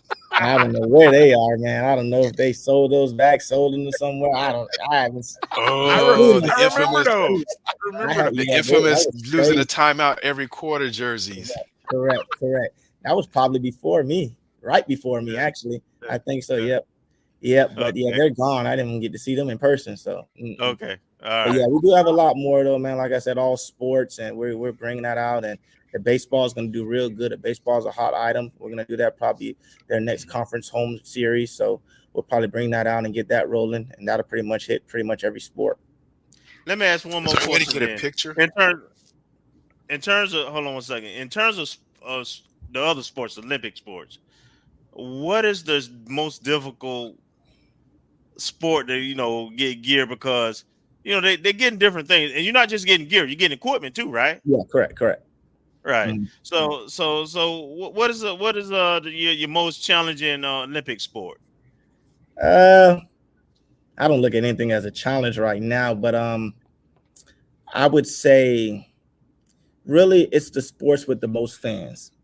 That's what you want to kind of, you know, look at when it comes to sports with difficulty. You have to be precise. You can't make sure your name is peeling off. You got to make sure everybody looks uniform. You have either 20,000 fans, you have probably 5,000 fans at basketball, you have probably 50 fans at softball, 75 fans at baseball. So you really want to cater to how many eyes are on the game and how detailed when it comes to that. That's the biggest thing. And how detailed can you be at a football game? We got to be hands-on and detailed as possible. You got 30,000 in the stadium. You got probably another 100,000 watching online. So you don't want to have a name peeling off the back. And most people don't know we sew all of our names in-house, the jersey, the nameplates. I got on YouTube, learned how to get a sewing machine, and taught some of my students. So we sew all 300 uniforms in-house. So we have number switches where numbers got to go from one uniform to a bigger uniforms. We're unstitching numbers. We're sewing them back on uniforms, which is saving the athletic department a lot of money. But we're all about teaching crafts and our equipment to our students, and you teaching skills. So, we do a lot of stuff behind the scenes that people don't even know about that, takes us a long ways on detail, but it's no difficult sport. We all like it. The challenges is how can we make the students happy and how can we make the coaches happy? And the more winning coaches we have, the harder that is, because they want to be elite too. They want the best. So they want a championship. Trust me, they own us. Can we get this? We need this. We need this. So and that's what we're here for, to make sure they get what they need to be a championship contending sport. Good stuff, man. I appreciate it. Mm-hmm. Can you put out the FAMU Equip social media handles so folks can follow and see what you guys do? But also, if you put up images either on Instagram or Twitter that they can see some of the inventory that you have. I follow it. I've been following for a couple of years, but I don't know how, with all the other Twitter accounts or X accounts and Instagram accounts for the official teams, how many folks are actually following the equipment staff. Gotcha.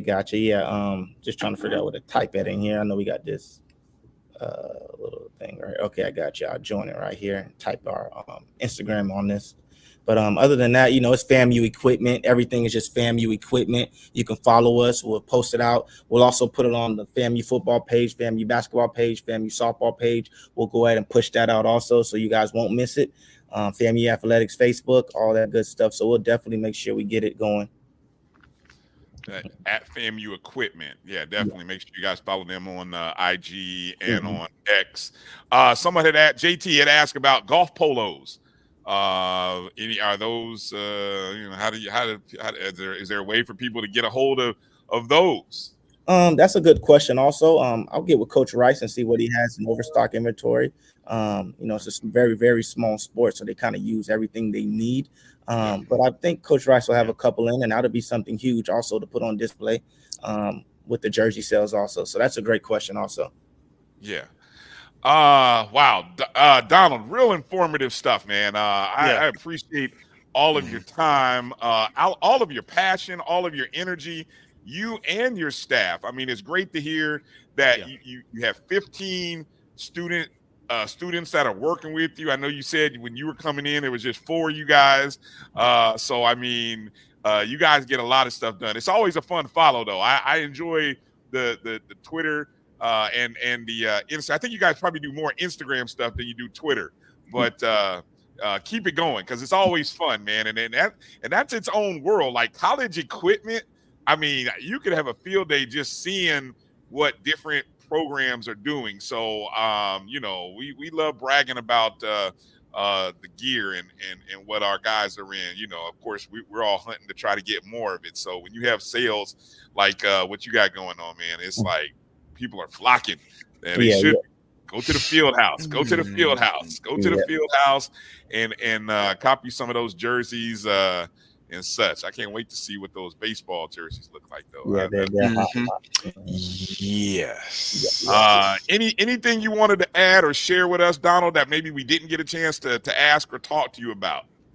No, we do have a fundraiser coming up. The 1887 strike, the fundraiser, Day of Giving. I believe that is going to be Thursday and Friday. We'll put the link out. We'll push it out. We do have a program with FAMU Equipment. We have a fundraise page going on along with all of our other sports. So definitely want everybody to support that.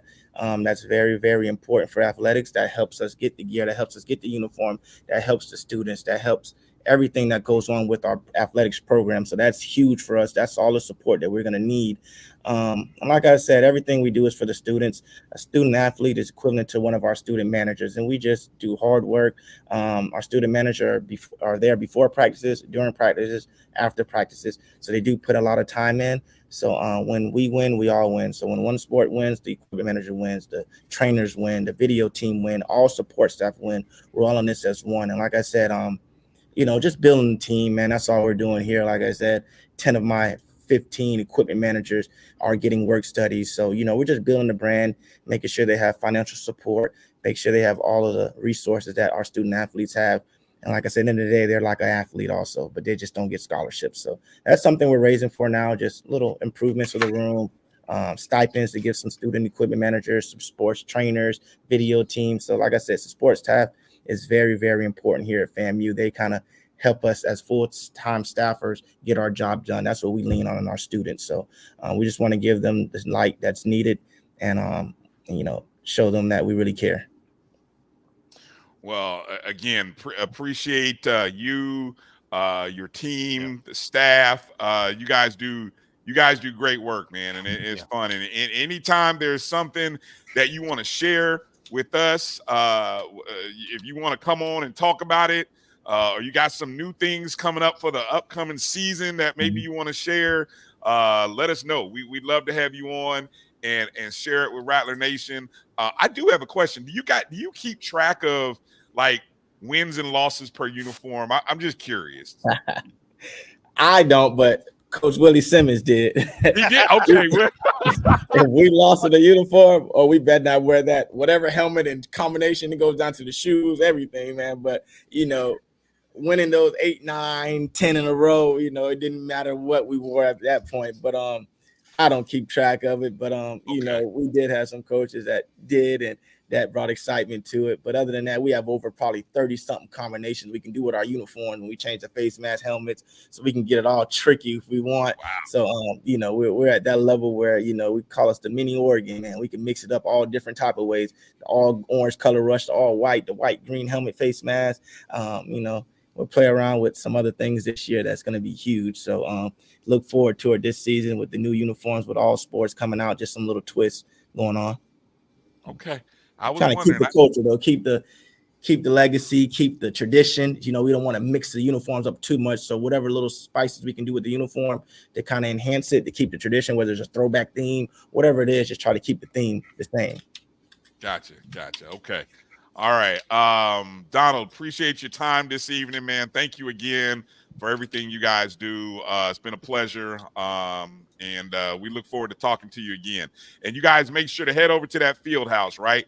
And what are the hours? What are the hours when they can come over to the field house? Well, they can actually come. I'm there early morning, but I would say, let's say 9 to 5. And just like I said, contact me. I'm on the website, phone number and all that before you come up, or just come to the main lobby and just ask for me, and we'll get it rolling. Like I said, a lot of people know word of mouth. A lot of people know who I am, the email, the phone number. Just try to get with a coach or whoever you might know, or you guys just reach out to me, or just come and ask for Donald Reed at the football field house. And then, we'll go from there. All right. Wonderful. Yep. Okay. Again, Donald Reed, ladies and gentlemen, make sure to find his email address, find his phone number there on FAMUathletics.com. On the directory is where you can find him. Yep. Or, hey, make sure you're following at FAMU Equipment on Instagram and on X. Are you guys on Facebook as well, or is it just? No, we're just on X and Instagram right now. Gotcha. We used to do the little TikTok, but that's banned from campus, so we can't even do that anymore. So Instagram and X, and you can DM and instant message and all that great stuff, and we'll get it to you guys somehow, some way. Beautiful stuff. Thank you, Donald. Appreciate your time. Thank you, guys. Appreciate it again. Anytime. Yep. All right. Ladies and gentlemen, Donald Reed, we appreciate him. Good stuff, man. Great info. Let's take a short break. Come back, catch up on some Rattler Roundup stuff. Also, Ashley Coleman's coming in. We got some NIL info, maybe even some more breaking news. We just breaking news and dropping all kinds of info on the O&G. So go tell a friend. There's still time if you're in the poll, if you're on the app MyJBN YouTube feed. A lot of folks are jumping in on the poll regarding our new men's basketball coach. In case you didn't know and you're coming in late, we do have a new ball coach, Patrick Creary II. He is the 15th head men's basketball coach at Florida A&M. Introductory press conference tomorrow afternoon, 2 p.m. Eastern. You can find it on Rattlers Plus. And if you don't know how to find Rattlers Plus, go to FAMUathletics.com. Look there on the left column. You'll see Rattlers Plus. And then that's where you can watch tomorrow's presser. All right, let's take a short break. Come back, talk to Ashley, and do the Rattler Roundup right after these words. You're watching O&G StrikeZone right here on the Black College Sports Network. The Cuvée Group is a Florida-based marketing and training consulting firm. We help businesses communicate to their target audience and engage them in conversation. We also help to expand their audiences, which will ultimately result in growth for those organizations. In addition to being a certified constant contact specialist, my colleagues and I are also certified in John Maxwell Leadership Principles. We use these proven principles to conduct workshops, training, and private coaching sessions for individuals and companies looking to take things to the next level. Contact us to schedule a free consultation. Issues today, don't delay, call Cuvée.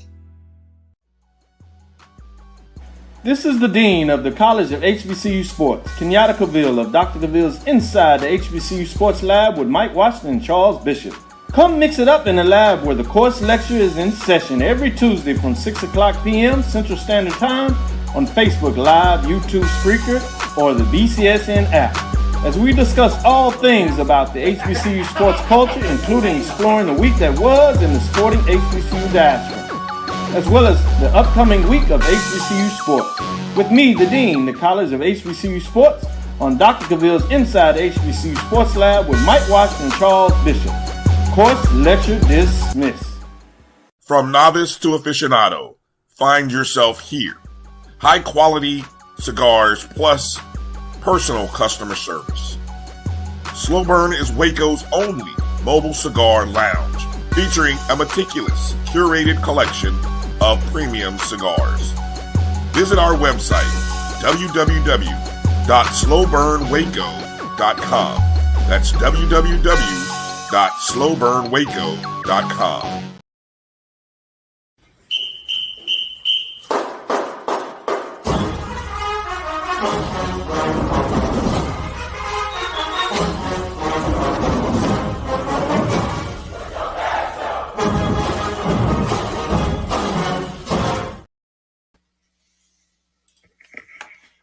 All right, welcome back to the O&G StrikeZone. Bryan, Kelvin, Marcus, and joining us again on the show. Welcome back.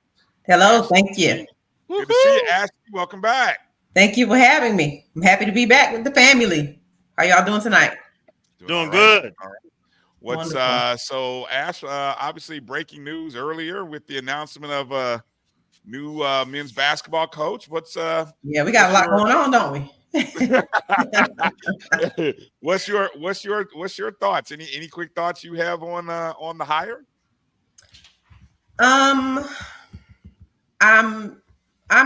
say that I'm neutral in the sense that I believe that in the space that we were in as a program, allowing someone else to come in and have an opportunity to kind of build this thing back up. From that point, it's kind of like a beggars can't be choosers mindset in a sense, but I'm also of the mindset that I was kind of on the Chris Wright train as well.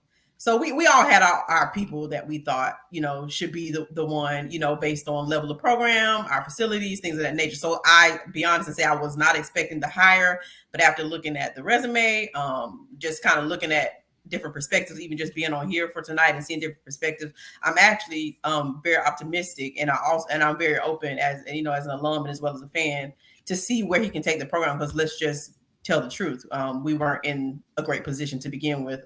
So he almost has to be some level of elevation. And from his resume, I believe, and being in South Florida, being from the DMV, which is a basketball area, and perhaps any of his other connections hopefully will bring, positive impact to the build. This is kind of like a climb up. This is let's go up. So he's a part of the climb up to back to prominence. Yes, and in the chat, yes, Timona, yes, you can take the poll. It is open to anybody in the chat. So yes, touche. I love my people. I love my people. But yes, the chat so far 75%. I think it was the last I saw. 75% like the hire. So that's positive. I mean, that's a positive number. I think a lot of people are being realistic with where we are and who we are, which I think is the big thing. Be realistic with who we are, and it is different. It is different. Like I said, the last few hires have been a little more seasoned, and so it's good to have somebody young, somebody who's on the upswing in their coaching career, so to speak, and I think that's a positive. Right. I agree. Okay. So these NIL spaces continue to be fluid. Yeah. Every week, it seems like. Matter of fact, just today, and I don't, Kelvin, do you have it pulled up, or do I have the NCAA just released some new, I don't know if it's legislation or some new guidelines. What was it that the NCAA released just almost hours before we came on the show regarding NIL? Or maybe Ashley, you're up on this as well, one of the two. Yes, me and Kelvin, me and Marcus actually kind of were exchanging information about it very briefly, like almost hot off the press, because it wasn't, like you said, it wasn't too much ahead of before you came on here. So yeah, I actually did some quick reading about it. I had heard, I don't know if it's from a state to state level, but I don't know if Marcus has the article from NCAA up or has any insight, but I'd rather him go first and then me kind of give my thoughts on how it affects things.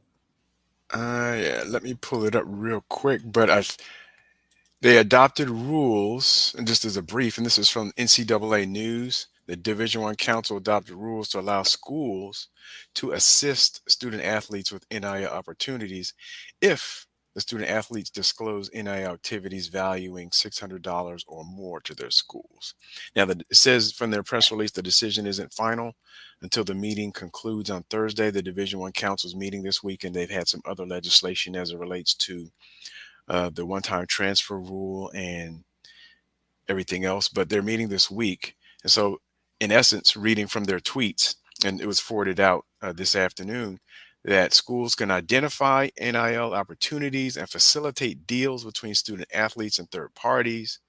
They can provide a reasonable grace period to student athletes who do not report NIL information within 30 days. And the student athletes are not obligated to accept assistance from the school, and those who do accept must retain their authority over terms of agreements. Right. And also, I guess the last thing in the tweet says that the existing rules against pay for play and schools compensating student athletes for use of their NILs remain in place. Good luck monitoring that. And let me just add another NCAA thing that they prove is that athletes can transfer at will pretty much now. Yep. Mm-hmm. They even stated that an athlete can start the season at their school they're at and transfer mid-season and still be eligible to play. What? And I didn't read that. Yes, I didn't know it that far. Hey, in the same semester? Yes. When I read that, I almost fell out my chair.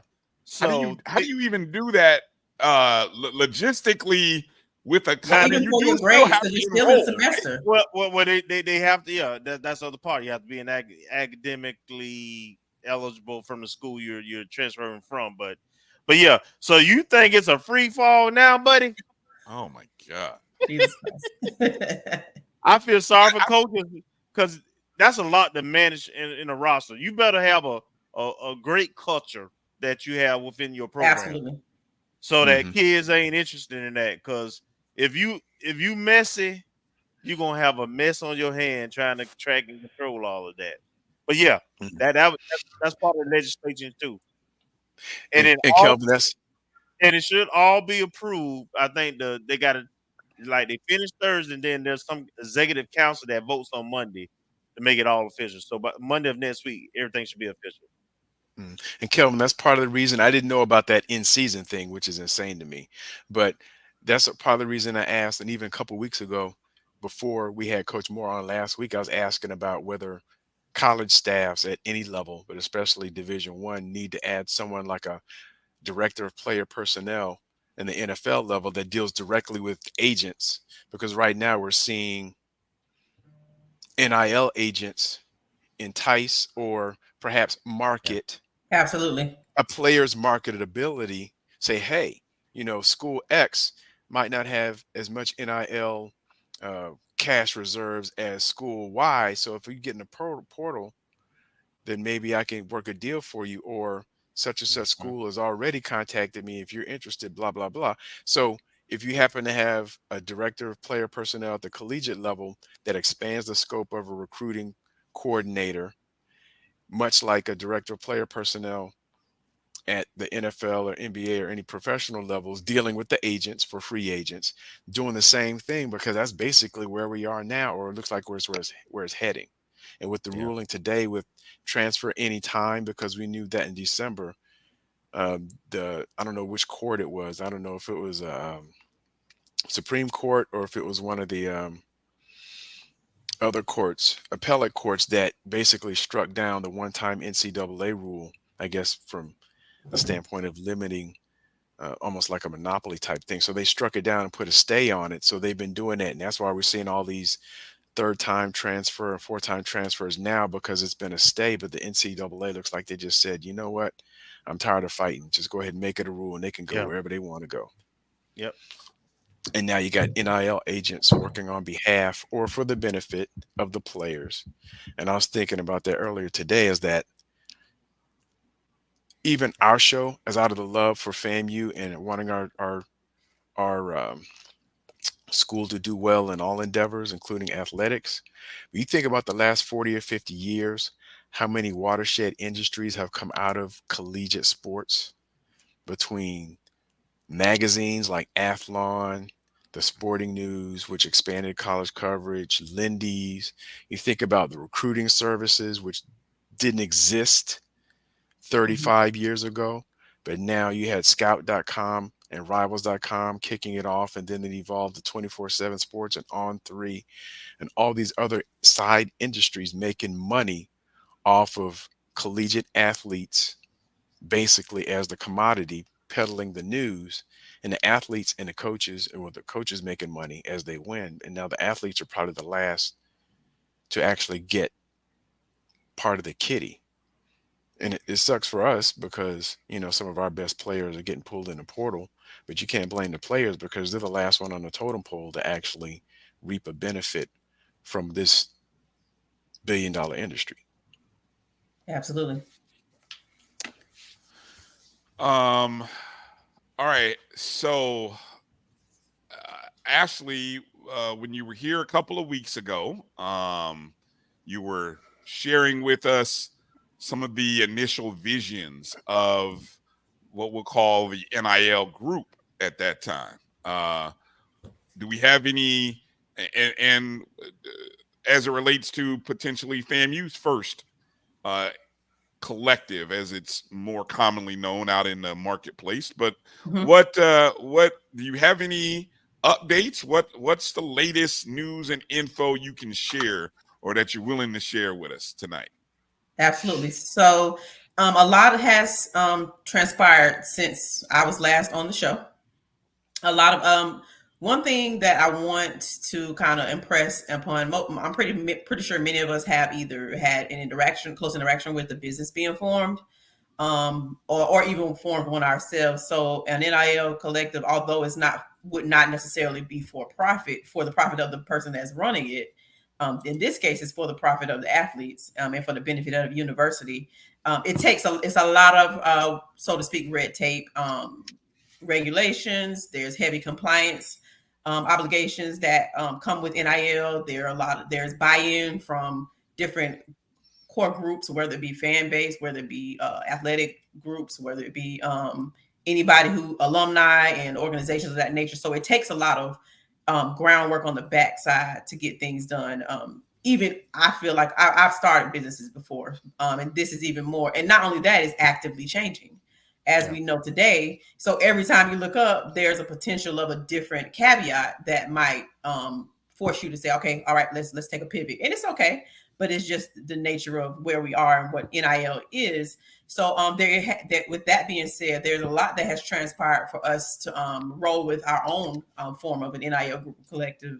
And what I can tell you is that we have gotten plenty of buy-in simply from the alumni groups, individuals. We've gotten a lot of interest from businesses and organizations who are just interested in being connected to Florida A&M. The athletes that, and it's not just a football thing. Let's be clear. It's for women's sports. It's for baseball. It's for track. A lot of our athletes already have individual NIL deals that they work with NIL agent, as you spoke to. And some agents are great for some of them. I won't say they aren't great for the students, but they work great for the university because they don't necessarily pull them away. As we don't want our student athletes to get pulled away, especially based on just NIL alone. Like we don't desire that, although it happens, and we wish them well if they do choose to step away. But there are also NIL agents who, like you said before, shop the players around on behalf of players and have the connections to other programs. Typically, in our case, it's been larger budgeted programs, what the powers that be consider to be larger, higher competition.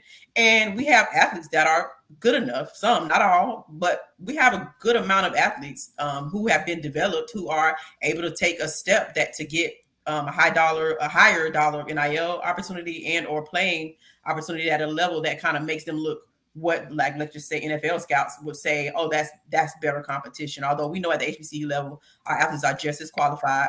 Our athletes are just as brilliant and good enough to play on any level of professional sports. But that's the nature of the beast. And as an 18, 19, 20, 21-year-old, it's hard to ignore that. So what we intend to do is to get in the game. Like I mentioned the last time I was here, we don't have not had an organized group. We've had some little things here and there. We've had the individuals, but we need to rally our own troops. So this is what this is all about. And we're at the point of soft launching, where we can kind of, share website information, where we can gather emails, gather information, so that when it's time to do a full launch that, embodies a website, embodies communication through social media, that we know who to come and speak to. Of course, we can, we're here, and many individuals who love and care about FAMU come here, right?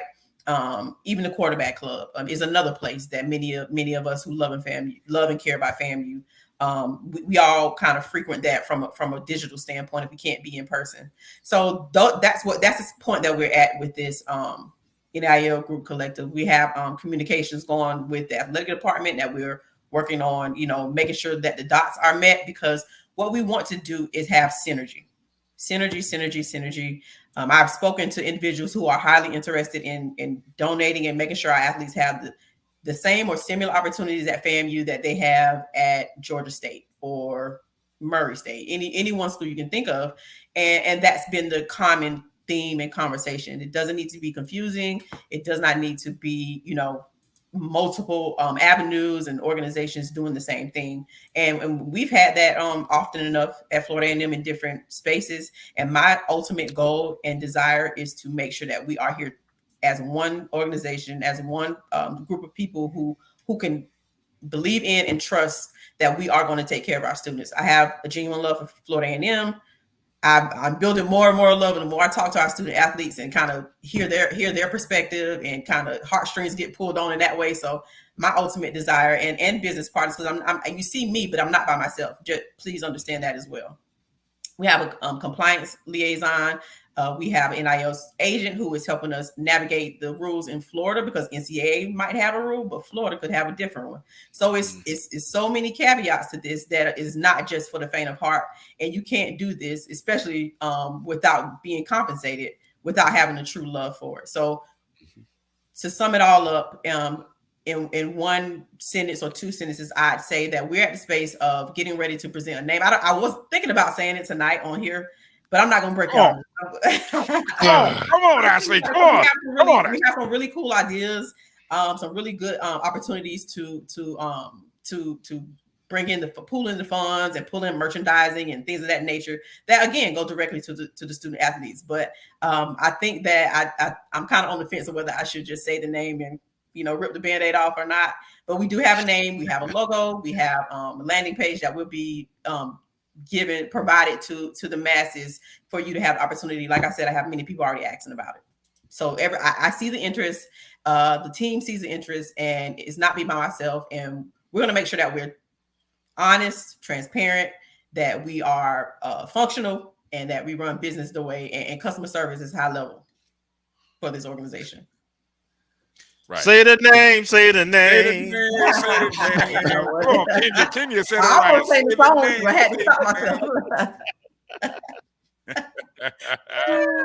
What y'all think? Let's get it. What you think? You think I should say it? Yeah, let's do it. Let's look to bend it off. So the name of the NIL collective that we are going to be presenting is going to be called the FAMU Exchange. Okay. Love it. I like that. So think about it. As an exchange, you exchange goods, you exchange services, you exchange anything you're exchanging. So FAMU Exchange, and it rolls off the tongue very well. So there's some other things that are coming in conjunction with that as well that I'm definitely not going to say. Y'all peer pressure me tonight, but you're not going to get the other part of it. That's okay. Good stuff. Right. Good stuff. Hey, can I jump in? Can I jump in real quick? And this is not directly tied to what she's talking about, but I kind of wanted to put it out there because we talked about it, and this dealing with the transfer portal. So, in that sense, what we're trying to do here is give our kids options, our student athletes options, so that it's not they don't have to get into the portal and shop around because they got what they need with us. Now, with that being said, I've seen one or two comments in terms of the kids in transfer portals. And kids get in the transfer portal for many different reasons. And Coach, I think Coach did a good job of saying, the kids that are in there from our squad specifically are in there, pretty much, seeing if the grass is greener, but they love FAMU. I'll take it a step further, though, because I do want people to understand that there's some things that kids are faced with that are reality that we may not be aware of. So, for instance, if you look at a lot of the players who are in the portal, they've got their undergrad degree. Mm-hmm. At FAMU, you can't get Pell Grants as a grad student. So, if you got kids or family and you still playing football, while, you might get a meal plan and so forth, you don't have the extra dollars to take care of your kids, your families. So you got to hustle or take out student loans, those type of things. So NIL will help fill in that gaps, particularly for that population of student athletes. Absolutely. So we have to be understanding of those kids who are already graduated, got their degrees, and the sacrifices they making to represent us and pursue their dreams. And if they have opportunity where they don't have to struggle as much, then we got to be understanding for them getting in that portal to see if there's some opportunity where they may not have to struggle as much. So, but hopefully what we're doing here, what I love about what Ashley and her team is doing is that we're not complaining. We're putting into action and into place absolutely what is needed so that we can take care of ourselves and our student athletes, right? That's right. We being the change we want to see. All right, that's correct. And I actually spoke to some. I was having a conversation with someone about the things that the student athletes are presented with, kind of along the same lines of what you're speaking of, Kelvin. And a couple of things I want to point out. No matter what school you're at, but since we're talking about FAMU, let's refer to FAMU. All scholarships are not the same. All scholarships are not 100% covered from any sport. And I've heard about more of it from, from some of the bigger sports, but we have to keep in mind that, like Kelvin said, home situations, family situations matter and affect whether or not they stay or go. Scholarship availability and what if it can be a full or a partial or walk on, even whatever the case may be. So we have to consider all things instead of the fact that we are just hey, they're just walking away from us after they've been on our team for X amount of years or a period of time, or they might have been a highly functional and highly valuable athlete to us, but we have to consider what their situations are. So that's very important. I told somebody I almost feel like I'm running a union for the players at this point. Like that's what it almost feels like, because I'm at the point where I'm fighting for our athletes in different forms. The NIL happens to be the avenue that, like I said before, is the quickest way to effect change within athletics without having to there's red tape within NIL rules, but think about how much time and effort and money it would take to get a brand new field house. And how much it would take. But not saying it's impossible, but just think about what it would take to get that accomplished, and then think about what it would take to get, let's just use Kelvin Dean. Let's just think about what it would take to get Kelvin Dean a few extra dollars in his pocket on a monthly or semester basis. So if we're talking about time, because it's really a time factor, we're in a situation where we're competing with higher level programs. If you look at the athletes that have currently been offered defensive linemen, look at the offers that they're getting along with ours. Pay attention. Just look, at the school. No matter if it's G5, a lot of them are G5 and Power 5 offers. So we have to take that in consideration. And the time is of the essence, because the portal is actually open right now. They're now getting the opportunity to transfer at free will, and they are not one to sit around. They have a time frame. They only have so many years of eligibility. So we have to keep that in mind and that's why it's so urgent to me, because I understand that. And I also said I'm an advocate for the athletes. My sole purpose, our sole purpose, is to make sure that the athletes have the best experience that they've ever had, when they come through Florida A&M. Quick question. Ashley, I don't know if you happen to have seen, I know Bryan and Kelvin and I shared it. There was some tweet that came out yesterday. It was my first time seeing it, where fans can put money in a pot for their player. And I'm like, what the heck is this? I saw it. I actually commented on Bryan's, and I was like, this is interesting. I did see that. I'll just be frank and honest and say I'm not a fan of that.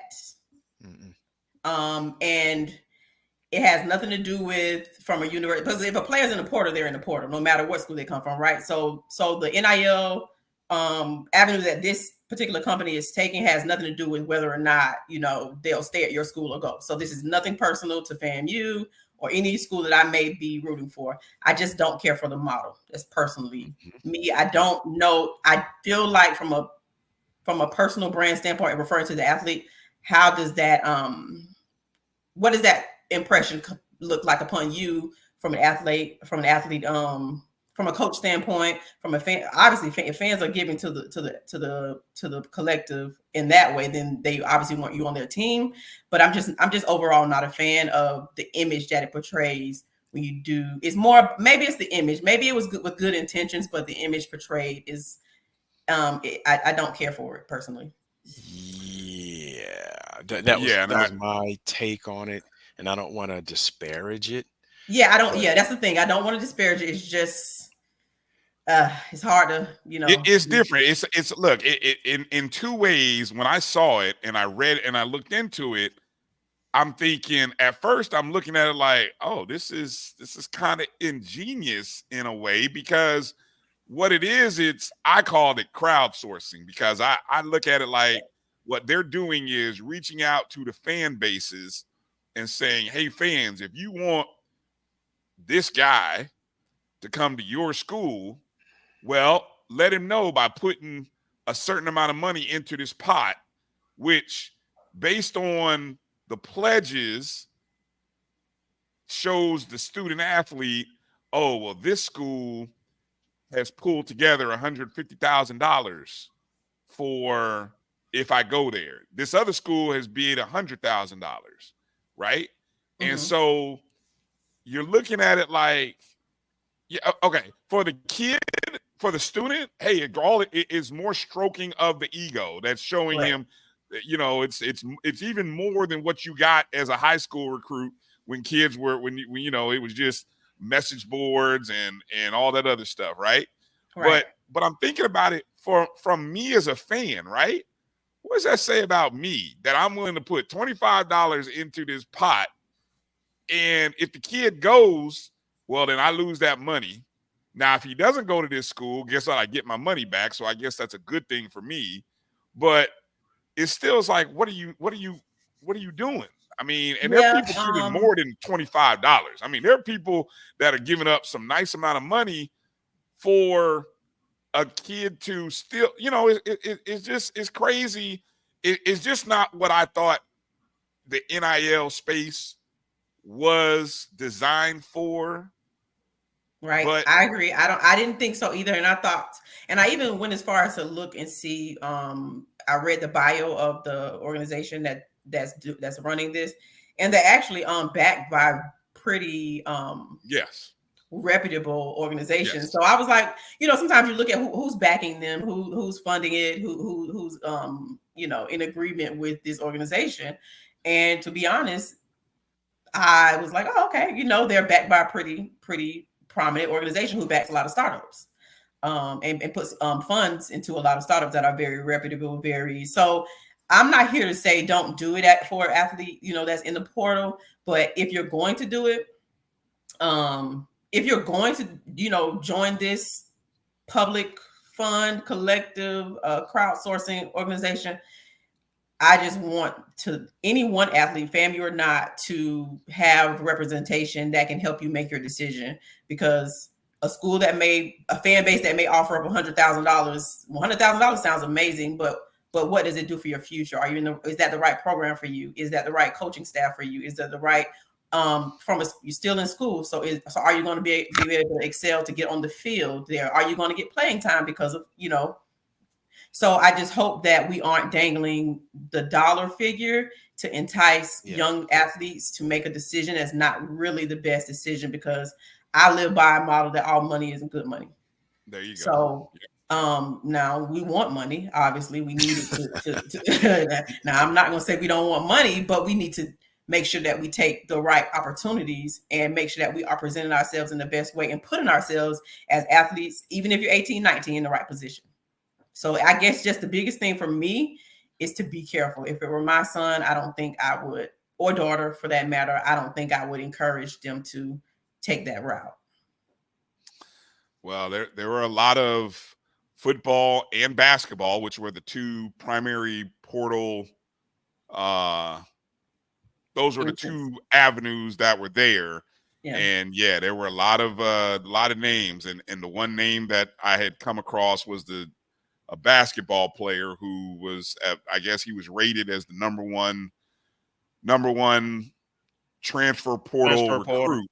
Yeah, and I looked at it, so I know the school that he committed to, but then when I looked at his profile on that site, like North Carolina fans had pledged $150,000, Tennessee fans had pledged $100,000, and he didn't go to either school. But so that just makes me wonder, well, the school he went to, how much is he getting from that school?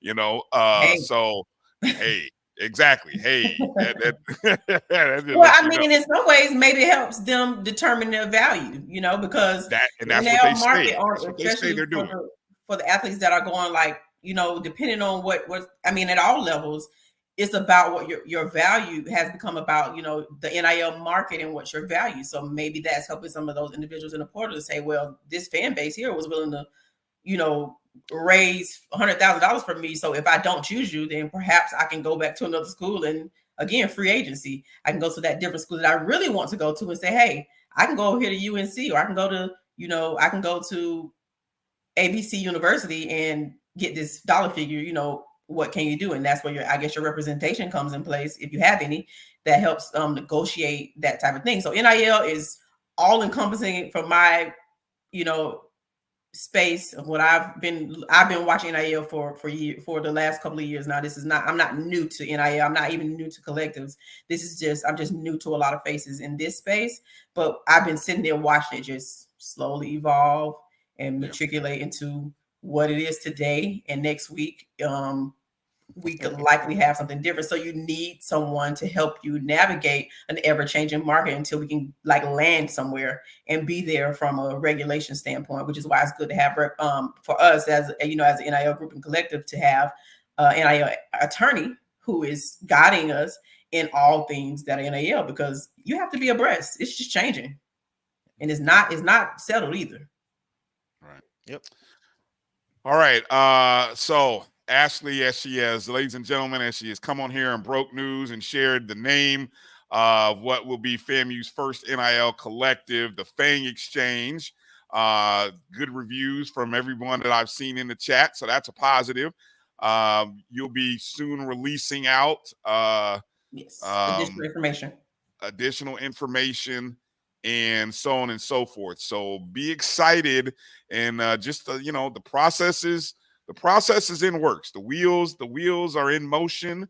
The I's are being dotted, T's are being crossed, and everything like that. One final question, Ashley. Okay. Have you had a conversation, or you mentioned being in sort of connect with the athletic department? Are you in communication with VP AD Sykes? What are those conversations like at that highest level? We've over the weekend with the spring game weekend, we had a when I say brief, I mean very brief conversation about this. It is on her radar. It is something that she is concerned about, obviously, and because I've been speaking with quite a few of our constituents in the university, that she's already has my information, and she already knew who I was when we were formally introduced to each other. So yes, we're in conversation. We're working on our lining our schedules up. We're working on determining how we'll do this, because if you think about the correspondence that came out today from NCAA and allowing the universities to get involved, some people the initial thought might be like a competition thing, right?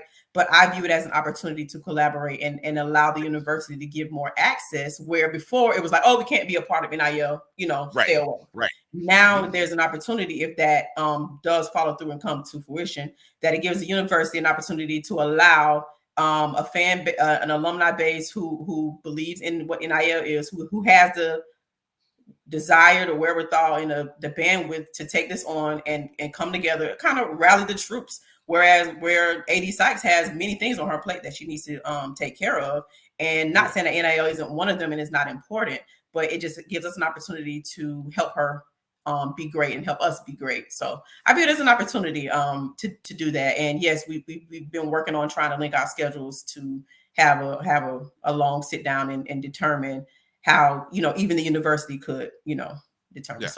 So yes, she's in the know. Great. Perfect. Good to know. Well, hey, look, just what Tamara T said. Can't wait to see where this goes. Great work, Ashley. Absolutely. Appreciate you coming in, sharing this info.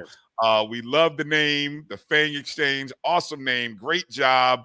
And we when it's time to share more, let us know. We'll do whatever we can. We are big time supporters of not only this, but you're doing great work out there on behalf of these student athletes, and this is great. So absolutely. Thank you for having us on. And like I said last show, we're happy to come on as things change, because it's kind of interesting to have this conversation, because we have a different conversation. So this conversation could be very different in another week or two or three. We're open. We have a compliance liaison, like I said, that is open to come on and talk a little bit more compliance and where we go. So there's so many things that we can provide information to help our fan base and alumni group be comfortable and understand and be educated about this, because that's what it's about. It's really about students, and we want to make sure everybody is comfortable. And that's what we want to do, because the people who watch our show, and those are the people who are going to be pouring into it. So we want to make sure they are comfortable with everything, and kind of a lot of their questions, be able to help that process however we can. So thank you. Thank you. I appreciate you having us on. Yes. Take care. Have a good evening. We'll talk soon. See y'all later. All right. All right. Good stuff. So again, the Fang Exchange coming soon. I'm excited, man. That is awesome stuff, man. That is awesome stuff. That's big time. That's big time. That's where we got to get to. That's Yes, what we sir. have to get to as a university. That's exactly where we have to get to. There they are, ladies and gentlemen. Just in case you didn't see them, those SWAC Championship rings for football. Beautiful. I'm checking my mail. Beautiful design. You got yours. I can wear it on the show. What's that? I ain't got it yet. That's what I'm saying. Oh no, remember I got the emblem. Oh well, yours doesn't look like this. Remember, yours is a combination of this and the Celebration Bowl. Remember, it's still a champion. I got it.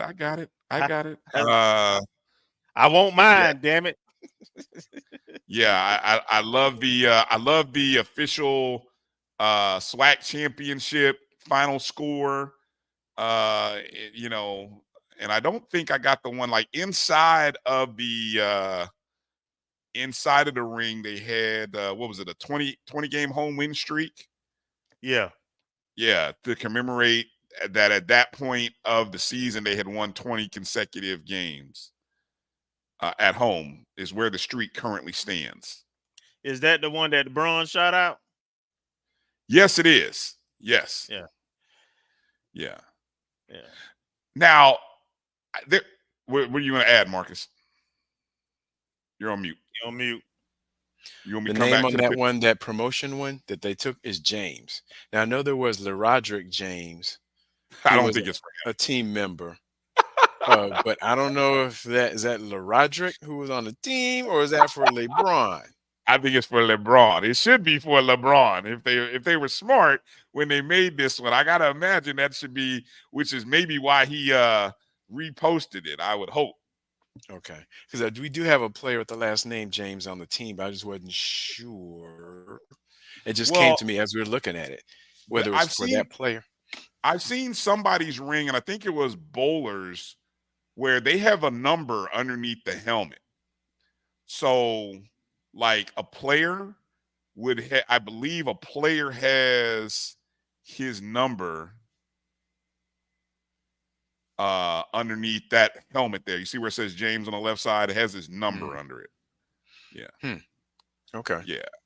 Now, EA asked a great question. There was a second ring that was a part of the package that they presented on that Friday night. For the players who was there. Now, interesting enough, Yeah. EA points out it was not EA for the 2019 Black College National Championship that was they were recognized by the Black College Sports Network. This was actually 2021, which was our first year in the SWAC. That was we lost to Jackson State 7-6. This one was the NCAA. What this one was? I think it was Stan Beck, NCAA.com's HBCU Power Poll.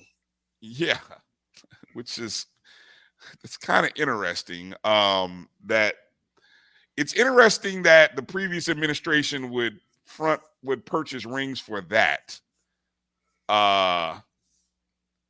Because that's the one that we don't technically recognize that one in our, what's the word I'm saying, in our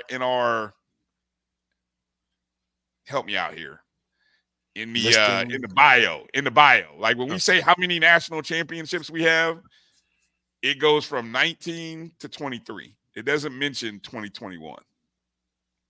You know, the interesting thing about that is the history of those championships and who declared as champions. Oh yes, you know, that we'll get into that another time. But the whole history of claiming national championships, because The one that's most interesting to me, I'm going to say this one is the 62 one. I think it is. You brought that up, and I want to hear this. Go ahead. Please go into this because you were. Look, Marcus, I don't know about you, but I kept looking at that like, what is? And I didn't get an ask. I said, what is Kelvin trying to tell me here about 1962? I mean, are we going to do a podcast or a show on 1962? But anyway, go ahead.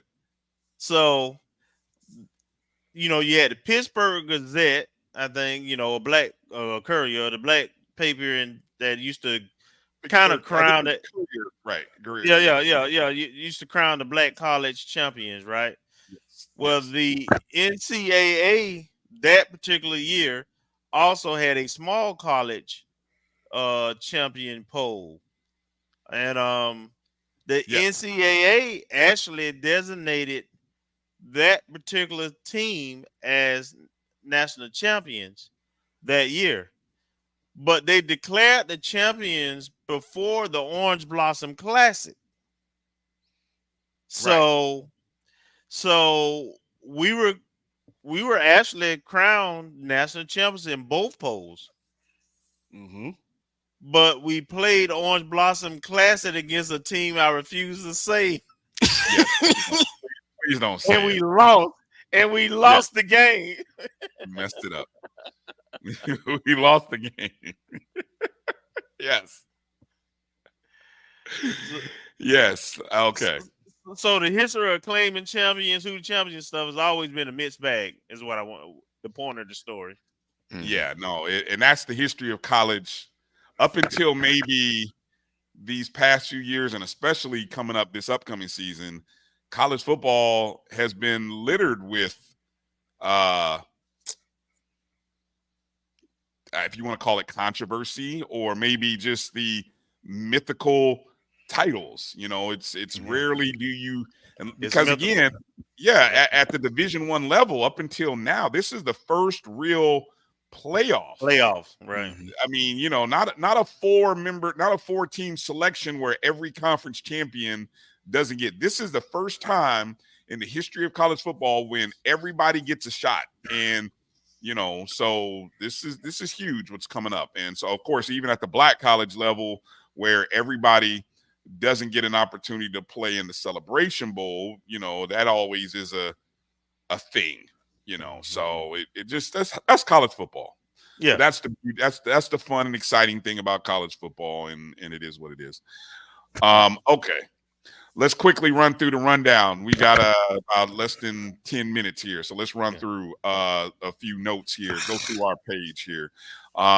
Baseball swept Valley over the weekend. Bryan, we beat them so bad that they refused to give any of our players consideration for player of the year about a week. look at those football. They did like it's valid, man. We can't reward them for that.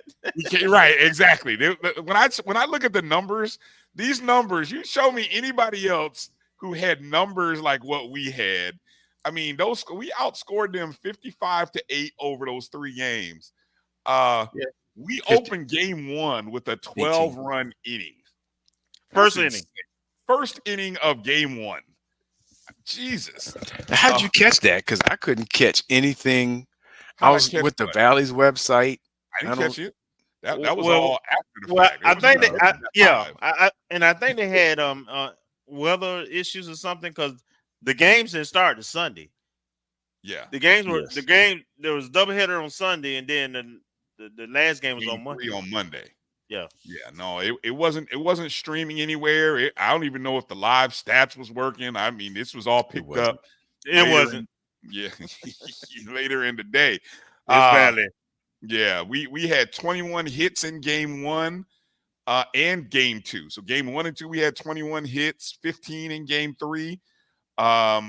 We hit a total of, I think I did the math here, 16 home runs over the series. We hit 6 home runs in game 1, 5 in game 2, 5 in game 3. Listen to some of these numbers. This is why, I don't know who won. I guess the guys from Alabama State won hitter of the week. And obviously they played Bethune-Cookman. So they won 2 out of 3, it looks like. But when you look at these numbers, Sebastian Greco, 8 for 15, 8 runs scored, 10 RBIs, hit 2 homers. That's a batting average of 533 over the weekend. Oh, but he was outdone. Evan Badger, in 2 games, he was 5 for 9, 5 runs, 6 RBIs. He hit 3 home runs. That's an average of 555. Oh, but he was outdone by Adam Heramoto, 9 for 15, 6 runs, 9 RBIs, 2 home runs. That's a batting average of 600. Oh, but he was outdone by none other than Ty Jackson, 9 for 12. That's a 750 batting average over the weekend. 8 runs scored, 7 RBIs, 3 home runs. That's ridiculous, man. And that's not the player of the week. And none of them were player of the week. So just it's Valley. I guess you don't get any credit. You don't get any credit for beating on Valley. So we are 13-2 in the conference. First place. We have a 2.5 game lead over Bethune-Cookman right now. 18-18 overall. There you can see those were the scores. Alabama A&M actually got won 1, almost beat Jackson State out of 2 out of 3, almost beat them in game 3 there. So that's what we have this upcoming weekend. We take on Alabama A&M. We're hosting them Friday through Sunday. Of course, we swept them the last time we played them. Yeah. Now, does that mean that Donald's going to be out there with the jerseys? Because he said next home game they're looking at doing the baseball stuff. It could be this one. It could be this one, or it could be the next one, because we got Valley coming in too. Oh my goodness! Yeah, the next 2. So the next 2 series are at home. I don't know if I don't know if it's a road trip between them. We play Bethune the first week in May. We play them at home. Okay. We play we play Alabama State this weekend. Mid-game against Auburn. A&M this weekend. I'm sorry, yes, Alabama A&M, sorry. Then we go to Jackson next weekend. So the weekend of April 26th. And then we come back home May 3rd through 5th, host Bethune-Cookman. Another midweek game against University of North Florida. Then we go to Alabama State May 10th, 11th, and 12th, so Mother's Day weekend. And then Valley comes here May 16th through the 18th, and that finishes out the season. So if I'm him, I'm coming at the Bethune game. Yeah. That's the one I would target. Yeah. Chuck Hunt had just said, I guess that school over on the beach beat Miami in baseball. Yeah, I saw that. I just saw that right while we were on the show. Everybody is beating everybody. We doggone, man. I'm telling you, we need to get one of these midweek games. I know it's not important. I don't understand how we haven't got one already. I mean, well, I don't say that. They played hard. Kelvin will tell you. We know why. But because we beating up on SWAC schools. That's why. SWAC schools. That's the priority. I get it. You guys, look, put it like this. What would you rather do? Would you rather beat Florida in one game in the midweek or win a SWAC title? What are your priorities, Rattler Nation? I understand. I'll take the titles. I'll take the titles. I would like to say, can we do both? But yeah, you like both, but but we don't get rings for midweek games. Thank you. You don't get rings for midweek wins. You don't. Exactly. Well said, Marcus. All right. They're the baseball standings in case anybody wanted to know. Hey, take a peek at Texas Southern down on the west side, man. 9 in a row. They're rolling right now. It was ridiculous. So those are the standings. I know it doesn't count our last win against Valley, but that's off the SWAC website. Yeah. All right. 18-18. Yeah, let's move over to softball. Softball, another first place team. We took 2 out of 3 against those cats. The mangy Tigers. Mangy. Now we won game 1, 2-0. That was on a Friday. Lost the first game of the doubleheader on Saturday. They just jumped on us early. Took it on the chin. They jumped on us. We pitched our third pitcher though. That game. It was what it was. They jumped on us, and they got us. But we came back and answered in the third game winning 4-1. If I'm not mistaken, Zoriana pitched both of those games, and of course, as a result, pitcher of the week honors for Zoriana Hughes for the 5th time this season. Again, she pitched the 2 games, game 1 and 3, struck out 12 batters, only gave up the 1 run. Pretty dominating performance. I mean, there you can see sort of the list of other students you can see in there. Our good friend of the program, Nia Morgan's won a couple times. Samantha Smith won pitcher and hitter in the same week. So yeah, who else is in there? By the way, the Jacksonville crew, Papa Morgan and Sweet and all them, they were at the spring game. Sat with us. Got a chance to chop it up a little bit. And let me say about the women's softball, they're in great position. They're 1 up on the person behind them. They're 2 up behind them. I think it's Jackson State and BCU or Alabama State BCU. I can't remember. But either way, our last 2 series before the SWAC Championship for softball is Valley and A&M. So I saw that. Yep.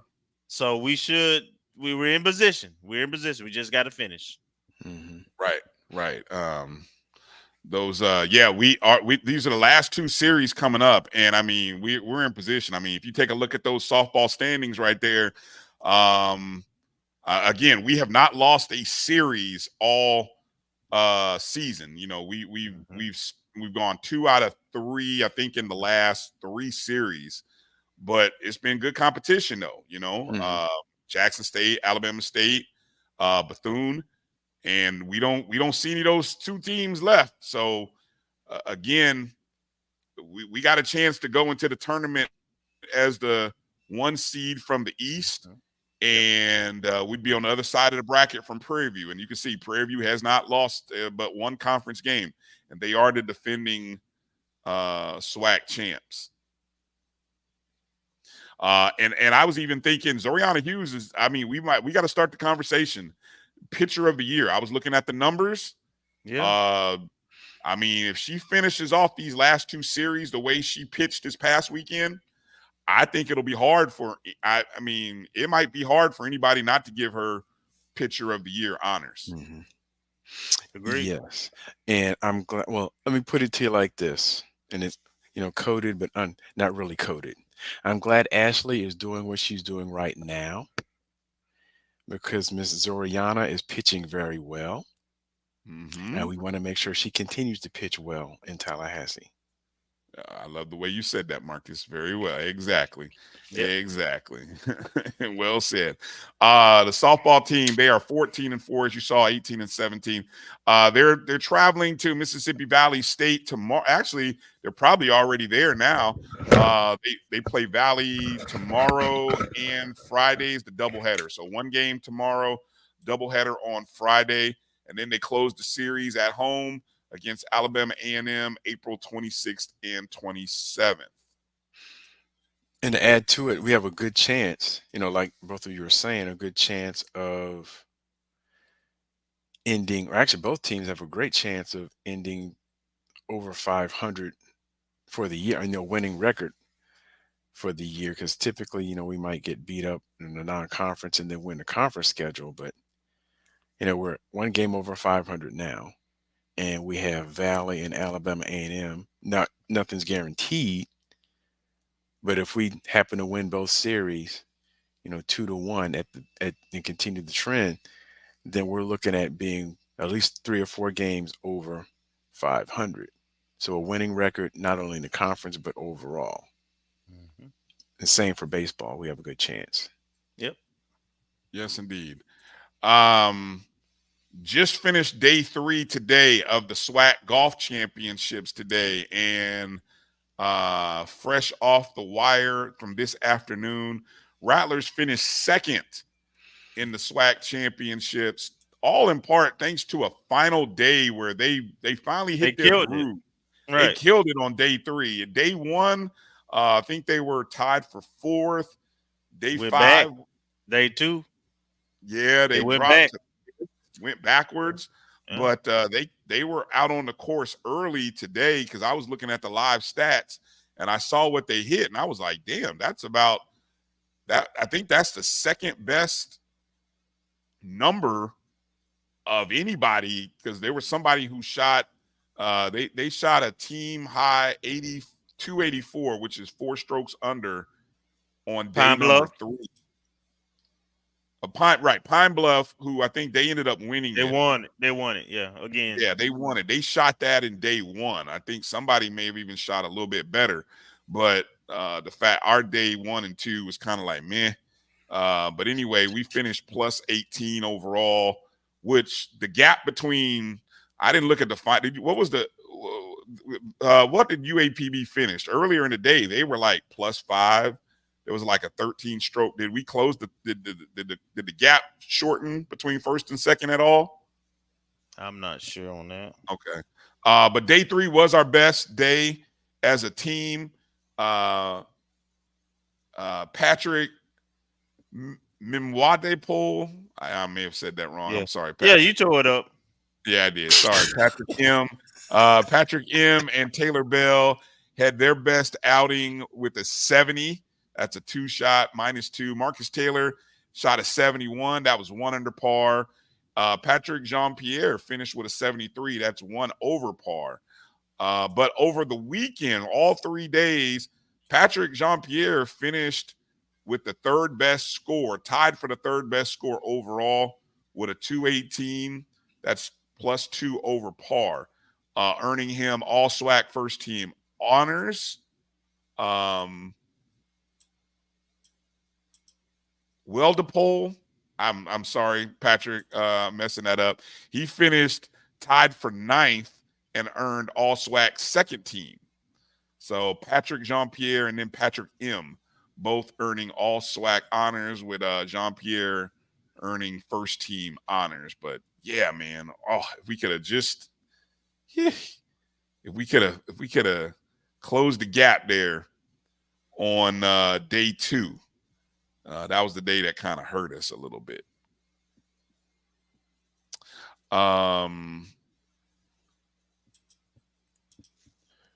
Real quick, shout out to track and field athletes right there. Brown, Marshall, Smith, Dawkins, all earning player of the week honors. As you can see, Kirk Dawkins right there on the track, and Caitlin Smith, Brianna Brown Marshall. What did they do? What did they run or jump? And this was at the Tom Jones Memorial, correct? Mm-hmm. Yeah. Yeah, they were the 3 best finishes for our team at the Tom Jones. She high jump, Brown Marshall high jump. She was 7th overall with a 510.5 jump. And Smith, she ran her personal record in both the 400 and 100 meter hurdles. She's ranked 45th nationally, and the fastest in the SWAC. Right. And then Dawkins ran a personal best. His performance was in the 800 meters. He ran a 151.60, which ranks him number 1 in the conference going into they got one more meet next week, and then I think it's then their following meet will be the SWAC Championship. Yeah. And I think, didn't I read somewhere, courtesy of HBCU track, like the 4x, was it either the 4x4 ladies, or 4x1? Yeah. The ladies did well. I think it was the ladies 4x4. They had some kind of number, which I can't remember the tweet offhand though.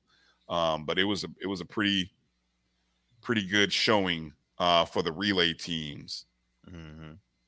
Yeah. So shout out to them.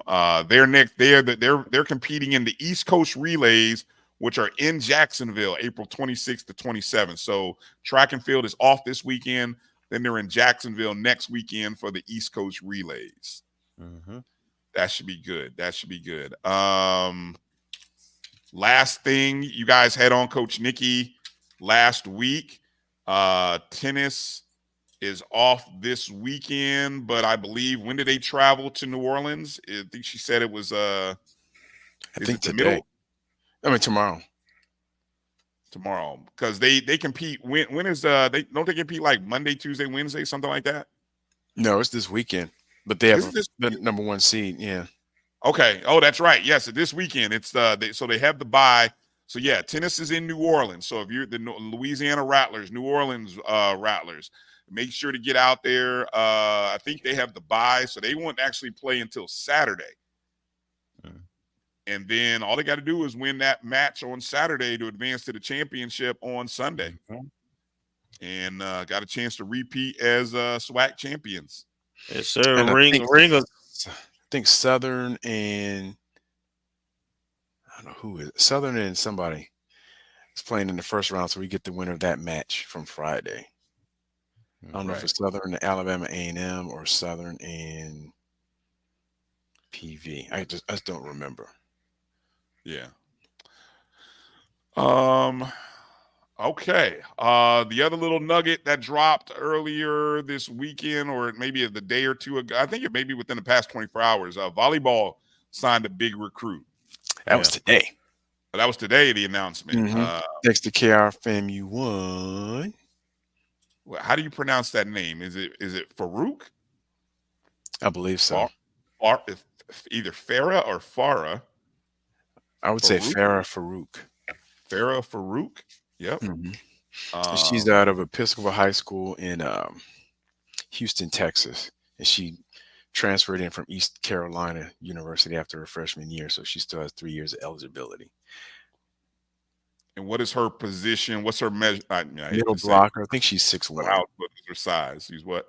6'1". She's middle blocker. 6'1", middle blocker. She looks taller in the picture for some reason. I don't know. Just whatever. Yeah, but Coach is doing a good job of keeping her undercover now. I can't find anybody now in these volleyball. These last couple, he snuck in on me. I didn't see the transfer from Alabama State. I didn't see this young lady. So he's doing a good job. He's hiding it from me.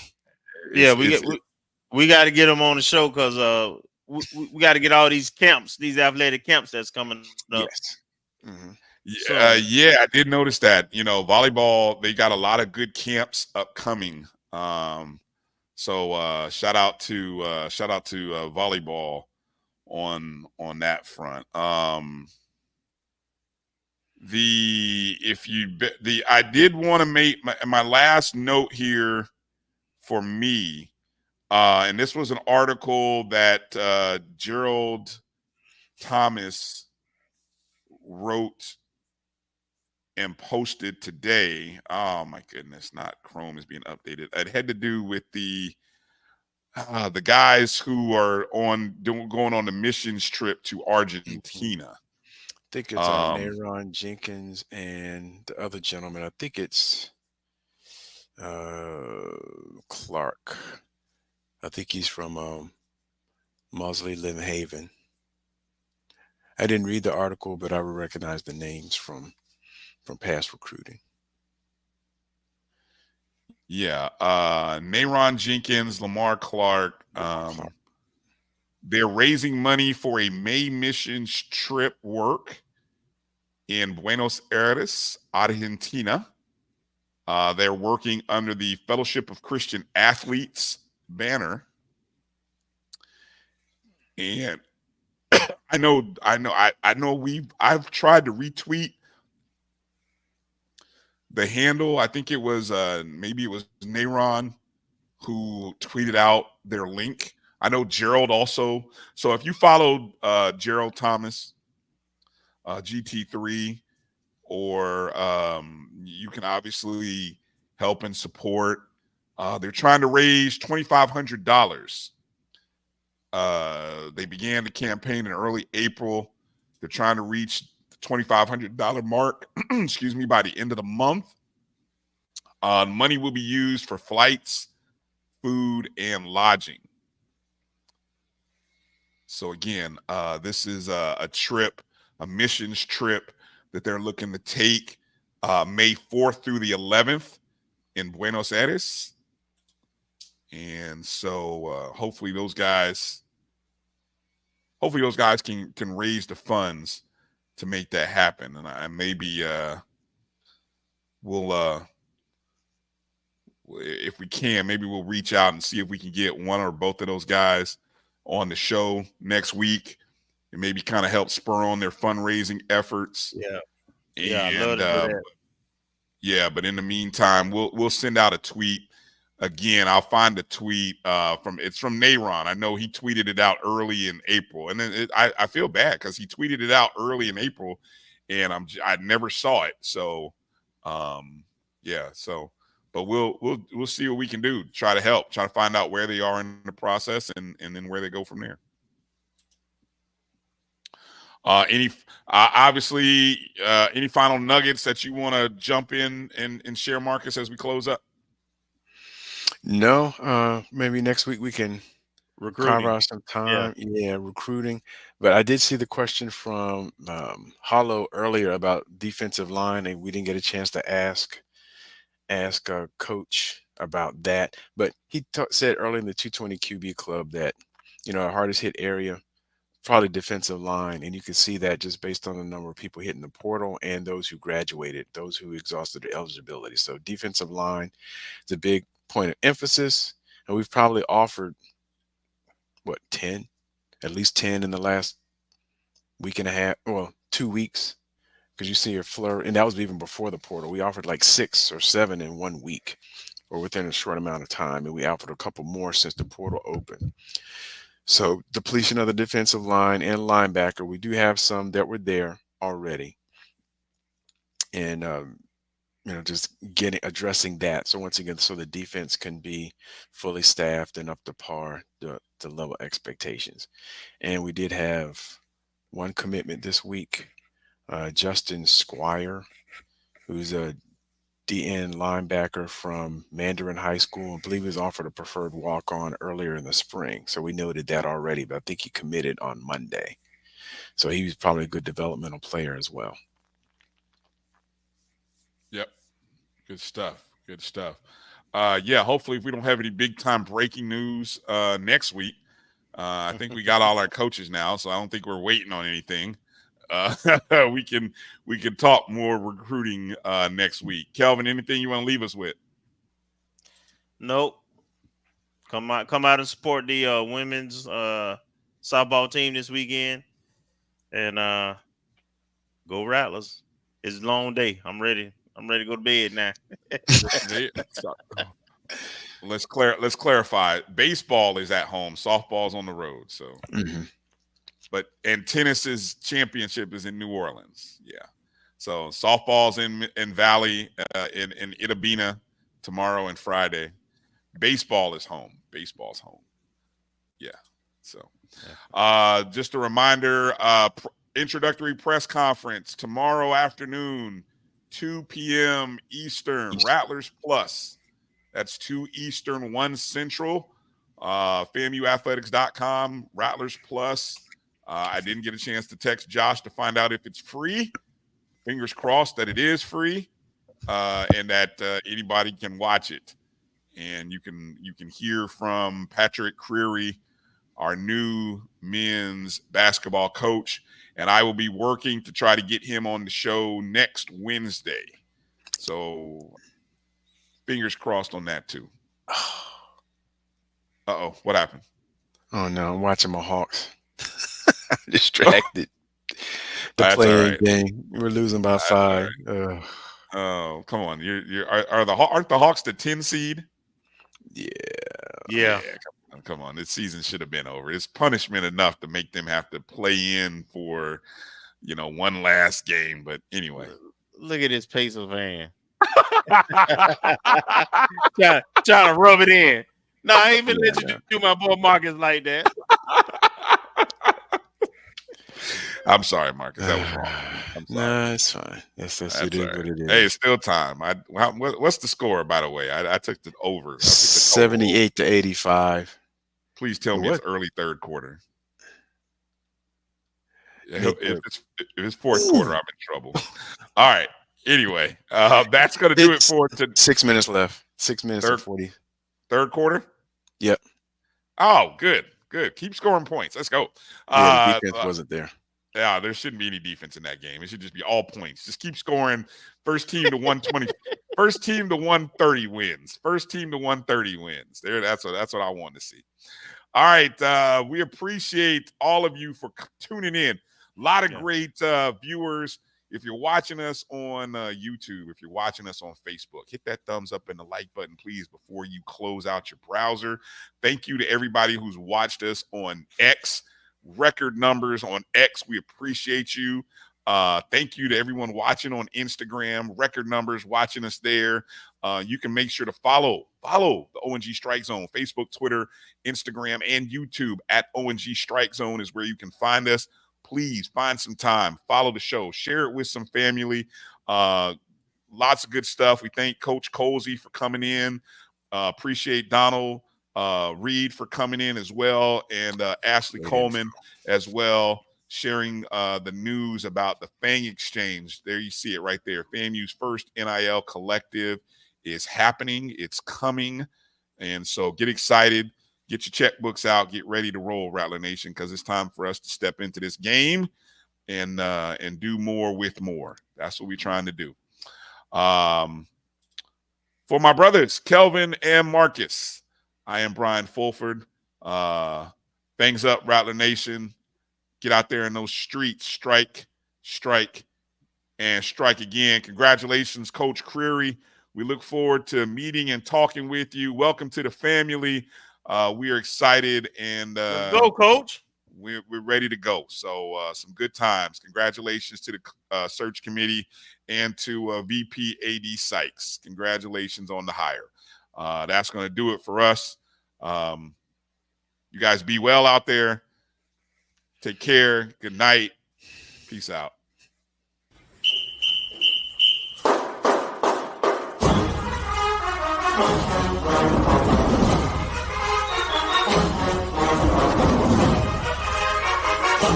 Thank you.